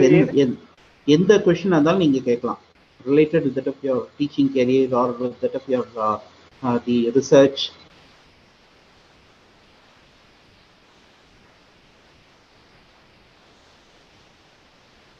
வணக்கம் ஐயா, ஒரு மெசேஜ் பண்ணியிருக்கிறாங்க. ஃபண்டிங் ஏஜென்சி லிஸ்ட் அதை பத்தி சொல்ல முடியுமா அப்படின்னு மெசேஜ் பண்ணியிருக்கிறாங்க. அதான் நான் என்னோட ஸ்லைட்ஸ்லேயே காமிச்சேன் இல்லைங்களா, அது வந்து சயின்சஸ்க்கு வந்து நிறைய இருக்குங்க. ஃபண்டிங் ஏஜென்சி லிஸ்ட் இருக்கு. நீங்கள் ஒன்றும் இல்லை, இப்போ கூகுளில் போய் சயின்டிஃபிக் ஃபண்டிங் ஏஜென்சிஸ், அதுக்கப்புறம் funding agencies for the arts faculty அப்படின்னு சொல்லி போட்டாலே வந்து உங்களுக்கு எல்லா விதமான ஃபண்டிங் ஏஜென்சியோட லிஸ்ட்டும் வரும். அதில் national funding agency, international funding agency எல்லாத்தோடதையும் வந்து இருக்குங்க. நீங்கள் அதில் வந்து கூகுளில் போனாலே உங்களுக்கு எல்லாத்துக்குரிய இன்ஃபர்மேஷனும் வந்து ரெடிமேடாக அவைலபிளாக இருக்கு. நன்றிங்க. வினாக்கள் ஏதேனும் இருப்பினும் கேட்கலாம்.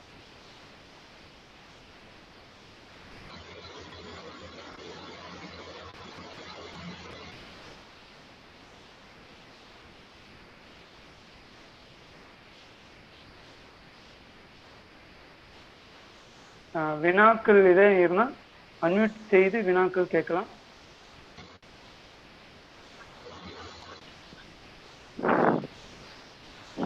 ஹலோ, வணக்கங்க ஐயா. வணக்கம், சொல்லுங்க. என் பேர் புவனேஸ்வரி. செல்லம்மாள் மகளிர் கல்லூரியில உதவி பேராசிரியரா இருக்கேன். இப்ப எங்க மாணவர்களுக்கு வந்து இந்த இலவச யூஜிசி ஜேர்னல்ஸ் எல்லாம் வந்து பாத்தீங்கன்னாக்கா கேக்குறாங்க இல்லைங்களா, அதுக்கு வந்து அவங்களுக்கு நிறைய பேருக்கு வந்து பணம் கட்டி அவங்களால அதுல வெளியிட முடியல. அந்த லிஸ்ட் வந்து பாத்தீங்கன்னா சிலதெல்லாம் கூகுள்ல இருக்கு, இதெல்லாம் இதுன்னு. ஆனா அதுக்கு அனுப்பிச்சு அவங்கள அதை பாக்குறாங்களா இல்லையா அப்படின்றது தெரியல. எங்களுக்கு அந்த மாணவர்களுக்கு வழிகாட்டுறதுக்கு சரியான தகவல்கள் இருந்தா கொஞ்சம் சொன்னீங்கன்னா நல்லதா இருக்கும். அதாங்க, இப்ப நீங்க சொன்ன மாதிரி ஒரு பப்ளிகேஷன், ஒரு ஜேர்னல் அப்படின்னு சொல்லி நீங்க எடுத்துட்டீங்கன்னா, நல்ல ஜேர்னல்ல நீங்க வந்து நல்ல இம்பாக்ட் ஃபேக்டர் இருக்கக்கூடிய ஒரு ஜேர்னல் நீங்க பப்ளிஷ் பண்ணணும் அப்படின்னு சொன்னீங்கன்னா அட்லீஸ்ட் 1 year பிஃபோரே நீங்க வந்து ப்ராசஸ் ஸ்டார்ட் பண்ணிடணும். நீங்க வந்து அந்த ஆர்டிகல் வந்து ரெடி பண்ணிட்டு அட்லீஸ்ட் ஒரு வருடத்துக்கு முன்னாடியே வந்து நீங்க கம்யூனிகேட் பண்ண ஆரம்பிச்சிடணும். கம்யூனிகேட் பண்ண ஆரம்பிச்சுட்டு நல்ல ஜேர்னல் எது அப்படிங்கிறது வந்து நீங்க ஐடென்டிஃபை பண்ணணும்.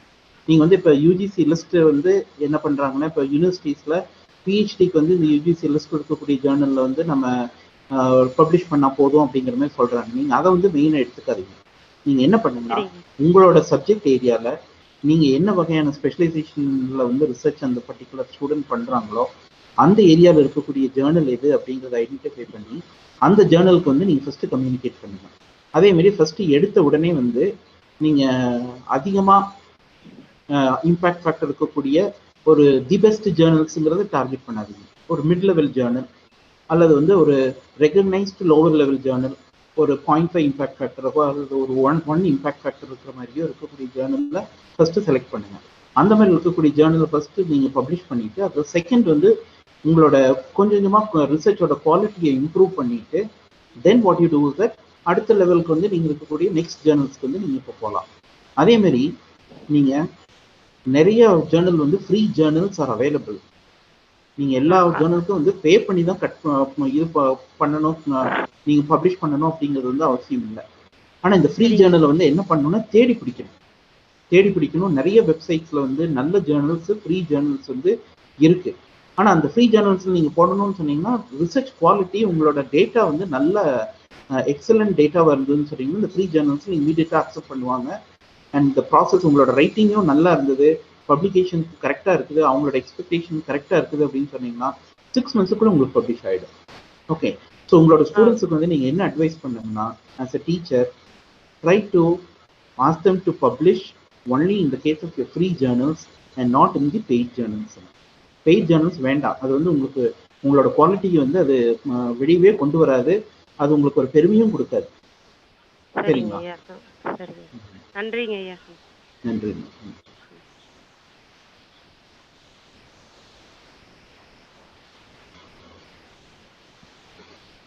சந்திரசேகர், வேற வினாக்கள் ஏதேனும் இருக்குன்னு கேட்கலாம்.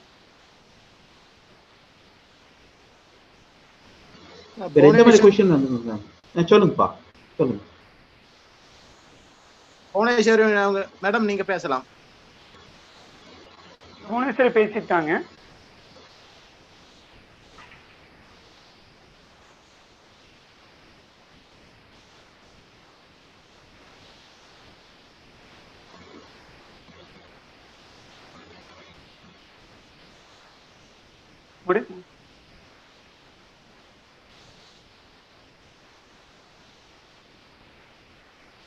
முடித்துக் கொள்ளலாம் நிகழ்வை. இல்லைங்க, வினாக்கள் இருக்கான். இன்னும் வேற ஏதாவது கேள்விகள் இருந்தாலும் கேளுங்க, ஒன்றும் பிரச்சனை இல்லை. ஐயா வணக்கங்கய்யா. வணக்கங்க ஐயா. கருணாநிதிங்க, கணிப்பொறித்துறை ஆசிரியருங்க. சொல்லுங்க. இப்போ இந்த ஃப்ரீ சேனல் பத்தி ஐயா சொன்னீங்க, அந்த மாதிரி பே சேனல்ல போறதை விட ஃப்ரீ சேனல்ல போறத வேலிட். ஐயா ஏதாச்சும் அந்த மாதிரி ஃப்ரீ சேனல் ஏதாச்சும் ஐயா சஜஷன் பண்றீங்களா ஐயா, இதுதான் பெஸ்ட் அப்படிங்கிற மாதிரிங்க? உங்களுக்கு நம்ம இந்த சிஎஸ்ஐஆர் பப்ளிகேஷன்ஸ்னு சொல்லிட்டு கம்ப்யூட்டர் சயின்ஸ்க்கு வந்து நிறைய புது ஜேர்னல்ஸ் வந்து நம்ம இந்தியாவிலே வந்து வெளியிட்டு இருக்காங்க. சிஎஸ்ஐஆர் ஜேர்னல்ஸ் அப்படின்னு சொல்லிட்டு நீங்கள் வெப்சைட்டில் போய் பார்த்தீங்கன்னா அதில் வந்து இன்ஃபர்மேஷன் டெக்னாலஜி, கம்ப்யூட்டர் சயின்ஸ் அப்படின்னு சொல்லிட்டு ஜேர்னல்ஸ் எல்லாம் புதுசாக வந்துருக்கு. அது எல்லாமே 100% ஃப்ரீ. ஓகே சார், ஓகே, ஓகேங்களா? ஸோ அந்த ஜேர்னல் நீங்கள் ஃபர்ஸ்ட் பப்ளிஷ் பண்ணுங்க. அந்த ஆர்டிக்கலை வந்து இன்னும் நல்லா இம்ப்ரூவ் பண்ணி நிறைய டேட்டா வந்து அக்குமுலேட் பண்ணிட்டு நீங்கள் foreign computer science and IT related ஜேர்னல்ஸ்க்கு நீங்கள் போகலாம். Okay sir. அதே மாதிரி இப்போ வந்து இந்த ப்ரெசன்ட் சுச்சுவேஷனில் நீங்கள் பார்த்தீங்கன்னா ஐடி தனியாக வந்து மினிஸ்ட்ரி ஆஃப் இன்ஃபர்மேஷன் டெக்னாலஜினே கொண்டு வந்திருக்காங்க. சரிங்க சார். அதனால இப்போ அதுக்கே வந்து ஃபண்டிங் ஆப்பர்ச்சுனிட்டிஸ் நிறைய இருக்கு, நிறைய பேருக்கு தெரியறதில்ல. இப்போ ஒரு டிஎஸ்டி மாதிரியோ, டிபிடி மாதிரியோ, அல்லது வந்து ஒரு யூஜிசி மாதிரி வந்து மினிஸ்ட்ரி ஆஃப் இன்ஃபர்மேஷன் டெக்னாலஜிலையுமே வந்து நீங்கள் பார்த்தீங்கன்னா நிறைய ஃபண்டிங் ப்ராப்ளம் இது ஐடென்டிஃபை பண்ணுறாங்கன்னு நிறைய பேருக்கு ஃபண்டிங் கொடுக்குறாங்க. நீங்கள் வெப்சைட்டில் போயிட்டு அதுக்கு கூட நீங்கள் வந்து ரிசர்ச் ப்ரொபோசல்ஸ் அனுப்பலாம். Okay sir. So that you will be able to get research funding. Okay sir, okay sir. Thank you sir, thank you. Thank you.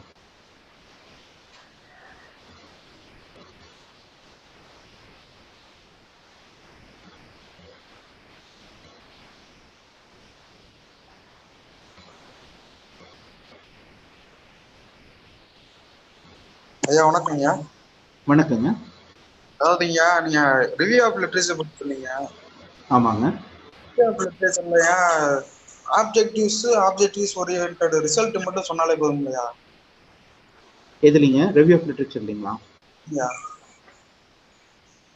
Review of லிட்ரேச்சர்ல வந்து நீங்க ஒரு பர்டிகுலர் ஆர்டிகிளை பத்தி நீங்க சைட் பண்ணும்போது அதுல என்ன what was the main problem that you have taken, அவங்களோட எய்ம் என்ன மெத்தடாலஜி ஃபாலோ பண்ணாங்க, என்ன அவுட்கம் அவங்களுக்கு கிடைச்சது அப்படிங்கிற அந்த மூணு சென்டென்ஸ் நீங்க வந்து ரிவ்யூ பண்ணீங்கன்னாவே போறோம். மூணு இது மட்டும். அவங்க வாட் வாஸ் த பர்பஸ், அவங்களோட இதன் அப்ஜெக்டிவ் என்ன, அவங்க என்ன மெத்தடாலஜி ஃபாலோ பண்ணாங்க, அதுக்கு என்ன அவுட்புட் வந்துச்சு அப்படிங்கிறது வந்து இன் ஷார்ட் மேபி ஒரு உங்களோட அவைலபிலிட்டியை பொறுத்து ஒரு பேராகிராஃபோ அல்லது வந்து ஒரு 4 லைன்லையோ 5 லைன்லையோ நீங்கள் வந்து அந்த ரிவ்யூ நீங்கள் கொண்டு வரலாம். சரிங்க, ஒரு தீசிஸ்க்கு வந்து எத்தனை ரிவ்யூ இருந்தா நல்லா இருக்கும்?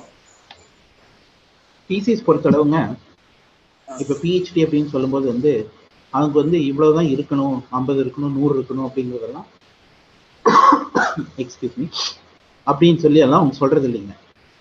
நீங்க என்ன பண்ணலன்னா குறைஞ்சது அட்லீஸ்ட் ஒரு நீங்க வந்து ஒரு 50 ரிசர்ச் ஆர்டிகல்ஸாவது பார்த்தோம், 50 ஆர்டிக்கலை பார்த்து அதை பேஸ் பண்ணி தான் நம்மளோட ஆராய்ச்சி நம்ம பண்ணோம் அப்படிங்கிறதுக்கு வந்து அட்லீஸ்ட் ஒரு 50 இருந்ததுனா தான் it will be having a value.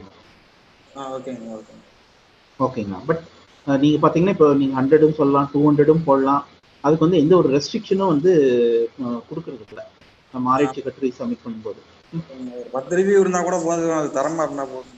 தரமா இருக்கணும் அவ்வளவுதான். Okay okay, thank you. நன்றி. தேங்க்யூ.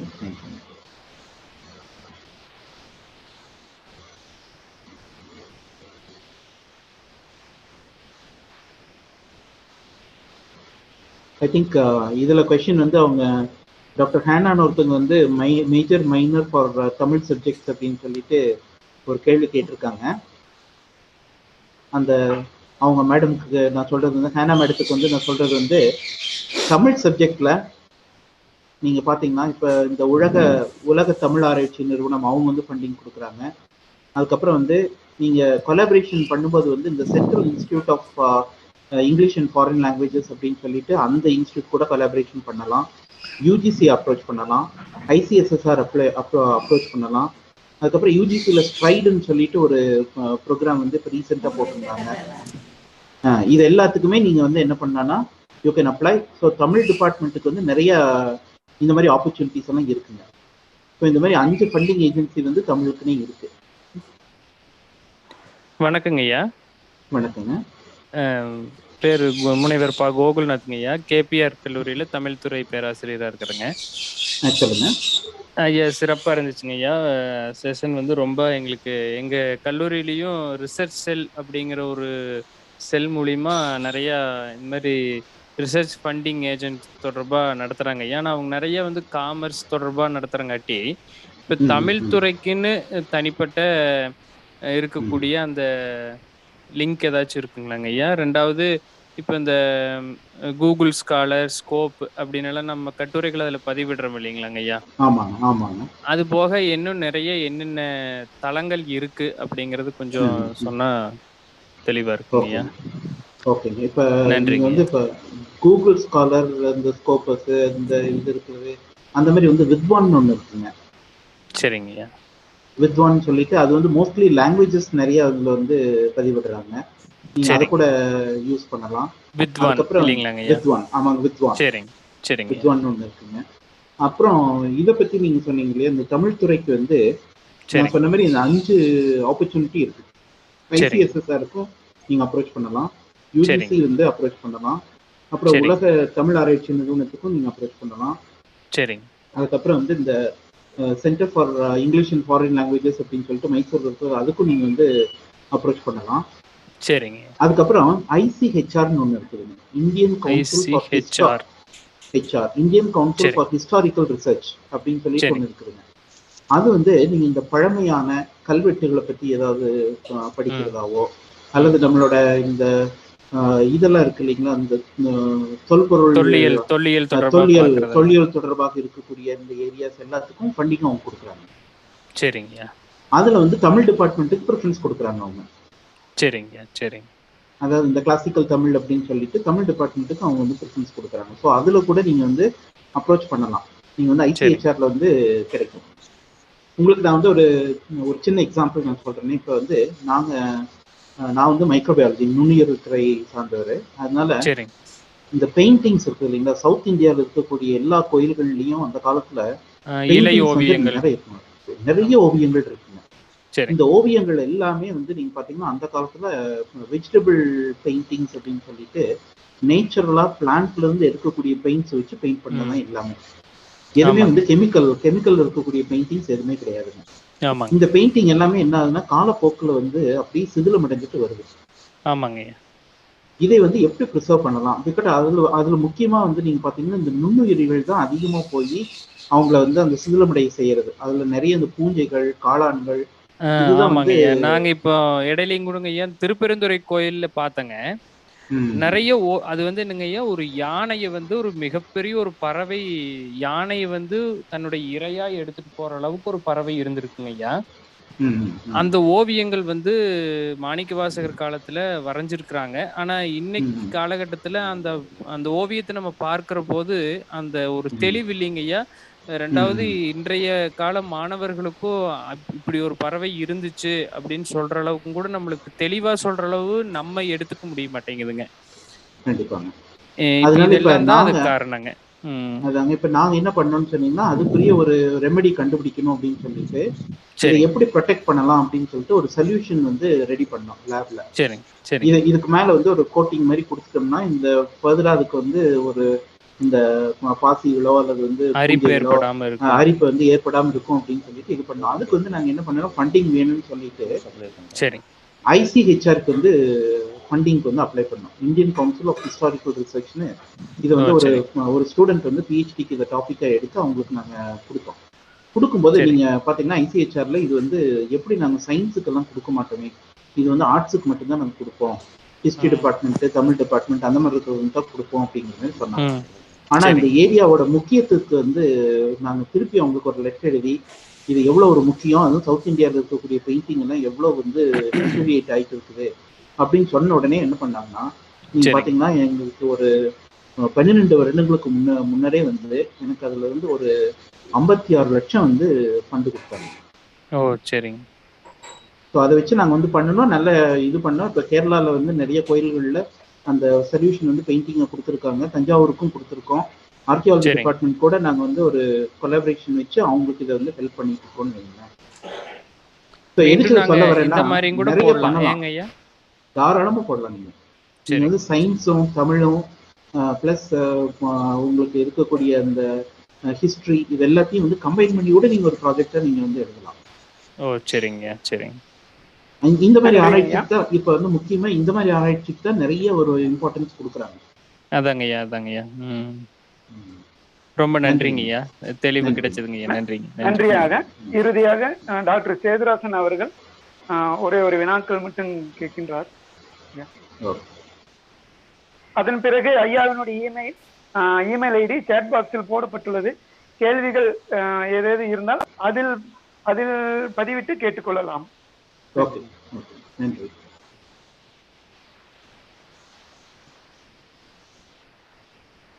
சேதுராசன் சார்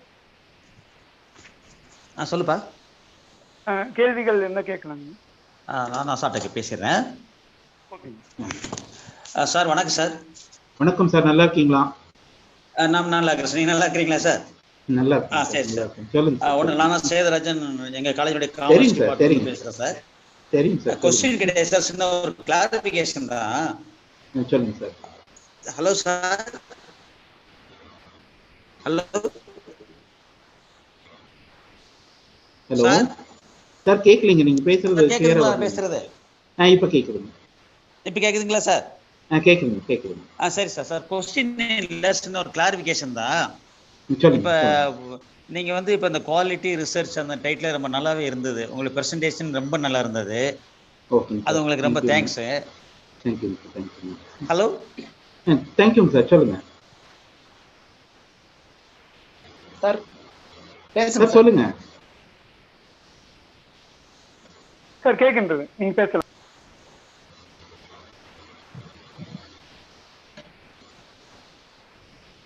அவருக்கு டவர் கட் ஆயிடுச்சு.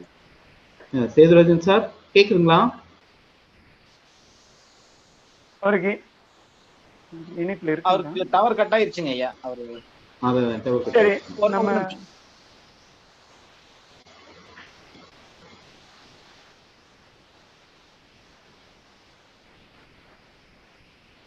Hello sir. சொல்லுங்க. இந்த நிகழ்ச்சிக்கு எதுவும் ஃபீட்பேக் லிங்க் எதுவும் இருக்கா சார்? எதுங்க? இறுதியாக போடப்படும். Okay sir. வணக்கம். வணக்கங்க. நான் முதல்வர் பேசுறேங்க, தமிழ் செல்வி. சார் வணக்கம் மேடம், நல்லா இருக்கீங்களா? நல்லா இருக்காங்க சார்.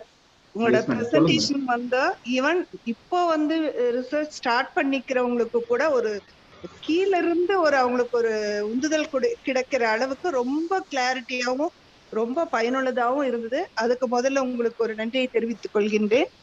இப்ப நான் ஒரே ஒரு உங்ககிட்ட கேட்டுக்கிறது, இன்னைக்கு நிறைய ப்ரொபோசர்ஸ் வந்து இந்த உதவி பேராசிரியர்களாகட்டும், அடுத்த நிலைக்கு வந்தவங்களாகட்டும் எல்லாருமே இந்த ப்ராஜெக்ட் பண்றதுக்கு ரெடியா இருக்காங்க. ஆனா 2-3 தடவை அப்ளை பண்ணி அவங்களுக்கு அந்த ஃபண்ட் இதுல கிடைக்கல அப்படிங்கறது ஒரு டிசப்பாயின்மெண்ட் ஆயிட்டு அதுக்கப்புறம் அதை பத்தி நினைக்கிறதே இல்லை. இதுதான் இன்னைக்கு வந்து நிறைய பேர் வந்து இந்த ப்ராஜெக்ட் எடுக்கிறதுக்கு மெயின் ரீசனே அதுதான். அப்ப இந்த மாதிரி இருக்கிறவங்களுக்கு நீங்க ஒரு 4 வரியில அவங்களுக்கு ஒரு மோட்டிவேட் பண்ற மாதிரி ஒரு உந்துதல் கிடைக்கிற மாதிரி நிறைய சொன்னீங்க உங்களோட டாக்ஸ்லயே. இருந்தாலும் கொஞ்சம் அவங்களை இன்னும் கொஞ்சம் மோட்டிவேட் பண்ற மாதிரி ஒரு கொஞ்சம் சஜஷன்ஸ் கொடுத்தீங்கன்னா கொஞ்சம் நல்லா இருக்கும் சார். இன்னைக்கு எல்லா காலேஜ்லயும் பேக்கே இதுதாங்க, ப்ராஜெக்ட் வந்து இப்ப இருக்க குறைஞ்சிட்டு போகுது. காலேஜ்ல ப்ராஜெக்ட் எடுத்து பண்றவங்களோட எண்ணிக்கை ரொம்பவே குறைஞ்சிட்டு போகுது. இந்த நிலைமை எல்லாமே அவங்கள கொஞ்சம் மோட்டிவேட் பண்ற மாதிரி ஏதாவது கொஞ்சம் சொன்னீங்கன்னா ரொம்ப யூஸ்ஃபுல்லா இருக்கும் சார். கண்டிப்பாங்க. அதாவது நீங்க சொன்ன மாதிரி வந்து இப்ப ஒவ்வொரு கல்லூரியில நம்ம எடுத்துட்டோம்னா 3 வகையா வந்து நமக்கு பேராசிரியர்கள் இருக்காங்க. ஒண்ணு வந்து என்னன்னு சொன்னீங்கன்னா senior people, mid level people, junior people அப்படின்னு சொல்லிட்டு இருக்காங்க. இதுல இந்த சீனியர் பீப்புள்ல வந்து நீங்க பாத்தீங்கன்னா ஒரு சிலர் வந்து ஆல்ரெடி ஏதாவது ஒரு மைனர் ப்ராஜெக்டாவது அட்லீஸ்ட் வாங்கி ரன் பண்ணி அவங்க வந்து அதுல ஒரு எக்ஸ்பீரியன்ஸ் வந்து கெயின் பண்ணியிருப்பாங்க. இந்த மிட் லெவல் பீப்புள் எல்லாமே வந்து என்னன்னு சொன்னீங்கன்னா நீங்க மாதிரி நிறைய அப்ளை பண்ணியிருப்பாங்க, பட் கிடைச்சிருக்காது. அந்த ஒரு ஃப்ரஸ்ட்ரேஷன்ல வந்து என்னது ஒரு ப்ராஜெக்ட்டுமே கிடைக்க மாட்டேங்குது அப்படின்னு சொல்லிட்டு அவங்க ஃபர்தரா வந்து அதுக்குரிய அந்த இன்ட்ரெஸ்டே வந்து காமிச்சிக்க மாட்டாங்க. இந்த ஜூனியர் லெவல் பீப்புள் வந்து இன்ட்ரெஸ்டா இருப்பாங்க, but at the same time அவங்களுக்கு வந்து என்னன்னு சொன்னீங்கன்னா ஒரு கரெக்டா ஒரு ப்ராப்பர் கைடன்ஸும் ப்ராப்பரா அவங்களுக்கு வந்து ஒரு இது பண்றதும் வந்து இருக்காது. ஸோ என்னோட அட்வைஸ் வந்து என்னன்னு நீங்க சொன்னீங்கன்னா, நீங்க சொன்ன மாதிரி அவங்க எந்த கேட்டகரி இருந்தாலும் சரி, ask them to keep applying continuously. அதாவது வந்து கிடைக்கல அப்படிங்கிறதுக்கு வேண்டிய ஃப்ரஸ்ட்ரேட் ஆகாம அந்த கிடைக்கலன்னு சொல்லும்போது வந்து அதை எடுத்து அதுல எங்க வந்து நம்ம வந்து வி ஹேவ் எ லேக்குனி, எந்த இடத்துல நம்ம வந்து நமக்கு இன்னும் நம்மளோட ஸ்ட்ரென்தன் பண்ணிக்கணும், எந்த பார்ட்ல நம்ம இன்னும் நம்மளை பத்தி அதிகமா நம்ம வந்து ஃபோக்கஸ் பண்ணணும், எதுல வந்து அந்த இதுல டாபிக்கா அல்லது வந்து நம்மளோட மெத்தடாலஜியா அல்லது வந்து நம்மளோட பேக்ரவுண்ட் இன்ஃபர்மேஷனா அல்லது என்னோட அந்த பர்டிகுலர் சிஐயோட அந்த பிரின்சிபல் இன்வெஸ்டிகேட்டரோட சிவியா அப்படிங்கிறது வந்து கிளியர் கட்டா வந்து அவங்க they have to understand what is the real problem. இதுக்கு வந்து நம்ம என்ன பண்ணோன்னா இப்போ நம்ம தமிழ் கல்லூரியிலே வந்து நீங்க இந்த மாதிரி அப்ளை பண்ணி இருக்கவங்க எல்லாமே அந்த பழைய ப்ராஜெக்ட்ஸ் எல்லாத்தையும் வச்சு நம்ம வந்து ஒரு சீனியர் பீப்புள் நீங்க வந்து அஸ் பிரின்சிபல் எல்லாம் சேர்ந்து ஒரு டிஸ்கஸ் பண்ணோம்னா we can really come out with what is the problem, where they are lacking. அதுக்குரிய இன்புட்டை நான் திருப்பி கொடுத்து ரிவைஸ் பண்ணி மறுபடியும் அவங்க சப்மிட் பண்றதுக்கு நம்ம என்கரேஜ் பண்ணாங்க. அந்த மாதிரி பண்ணும்போது கண்டிப்பா அவங்களுக்கு வந்து ஒரு தடவை இல்லாட்டி 2 தடவை இல்லாட்டி கண்டிப்பா அவங்களுக்கு வந்து ஒரு ஸ்டேஜ்ல கிளிக் ஆகும், அவங்களுக்கு வந்து பாசிட்டிவா அமையக்கூடிய வாய்ப்பு நிறைய இருக்கு. நன்றிங்கய்யா. வினாக்கள் கேட்ட அனைவருக்கும் நன்றிகள். பேரூராதீனம், திரவியாதீனம் மற்றும் அகில பாரத துறவிகள் சங்கம் இணைந்து நடத்தும் பெருந்தொற்றை போக்க திருவிளக்கு வழிபாடானது மாலை 5 மணிக்கும் அதனைத் தொடர்ந்து மாலை 6 மணிக்கு நல்லார் இணக்கம் இணையவழி நல்லுரை இதே இணையத்தில் நடைபெறுகின்றது. அன்பர்கள் கலந்து கொள்ளுமாறு அன்புடன் கேட்டுக்கொள்கிறோம். அடுத்து இந்த இனிய நிகழ்வில் இணைந்திருந்து பயன்பெற்ற அனைவருக்கும் நன்றி நவலும் பொருட்டு நன்றி உரை வழங்கி சிறப்பிக்க நம் கல்லூரியின் தமிழ்துறை உதவி பேராசிரியர் முனைவர் திரு வெள்ளிங்கிரி அவர்களை அன்புடன் அழைக்கின்றோம்.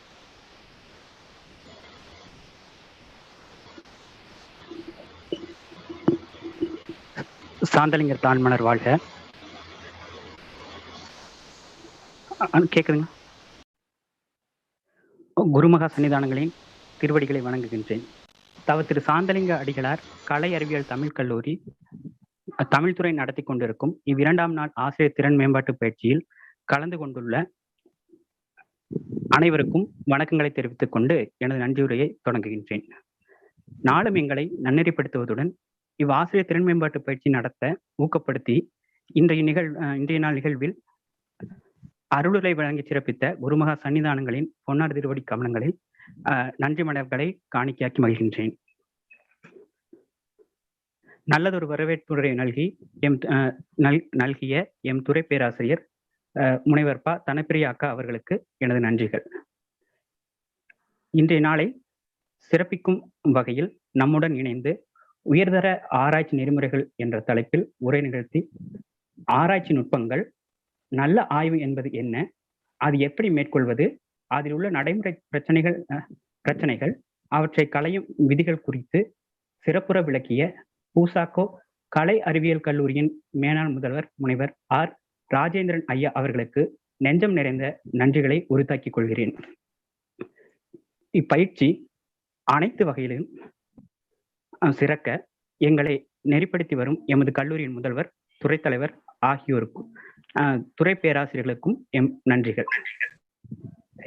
இணைய தொழில்நுட்ப உதவிகளை வழங்கி வரும் அனைவருக்கும் நன்றிகள். இறைவணக்கம் பாடிய எம் மாணவர் பாலாஜி மாணிக்க வாசகம் அவர்களுக்கும், மொழிவாழ்த்து பாட உள்ள மாணவி விஷ்ணுபிரியா அவர்களுக்கும் எமது நன்றிகள். இப்பயிற்சி வகுப்பு மேன்மையுற பங்கேற்பாளர்களாக கலந்து கொண்டு எங்களுக்கு ஆக்கமும் ஊக்கமும் அளித்து வரும் அனைத்து ஆசிரியர் பெருமக்களுக்கும் எம் உளம் கணிந்த நன்றிகளை உறுத்தாக்கி கொண்டு வாய்ப்புக்கு நன்றி கூறி விடைபெறுகிறேன். நன்றி, வணக்கம். போற்றியோம் நம சிவாய. நன்றி பாராட்டி அமைந்த வெள்ளிங்கிரி அவர்களுக்கு நம்முடைய நன்றியை தெரிவித்துக் கொள்கிறோம். வாழ்த்து பாடலோடு இன்றைய நிகழ்வை நிறைவு செய்கிறோம். வாழ்த்து பாடலை பாட MA 2ஆம் ஆண்டு மாணவி விஷ்ணுபிரியா அவர்களை அன்புடன் அழைக்கின்றோம். வாழிய செந்தமிழ் வாழ்க நற்றமிழர், வாழிய பாரத மணி திருநாடு, வந்தே மாதரம் வந்தே மாதரம் வந்தே மாதரம். தென்னாடுடைய சிவனே போற்றி, எந்நாட்டவர்க்கும் இறைவா போற்றி, காவாய் கனகத்திரளே போற்றி, கைலை வளையானே போற்றி போற்றி, தன்கடன் அடியேனையும் தாங்குதல் என் கடன் பணி செய்து கிடப்பதே. மீண்டும் நாளைய நிகழ்வில் இணைந்து பயன்பெறுவோம். நன்றி, வணக்கம். நன்றிங்க. அனைவருக்கும் எனது மனமார்ந்த நன்றியை தெரிவித்துக் கொள்கின்றேன். எனக்கு வாய்ப்பளித்த அனைவருக்கும் எனது நன்றியை தெரிவித்துக் கொள்கிறேன். நன்றி, ரொம்ப நன்றிங்க ஐயா. நன்றி.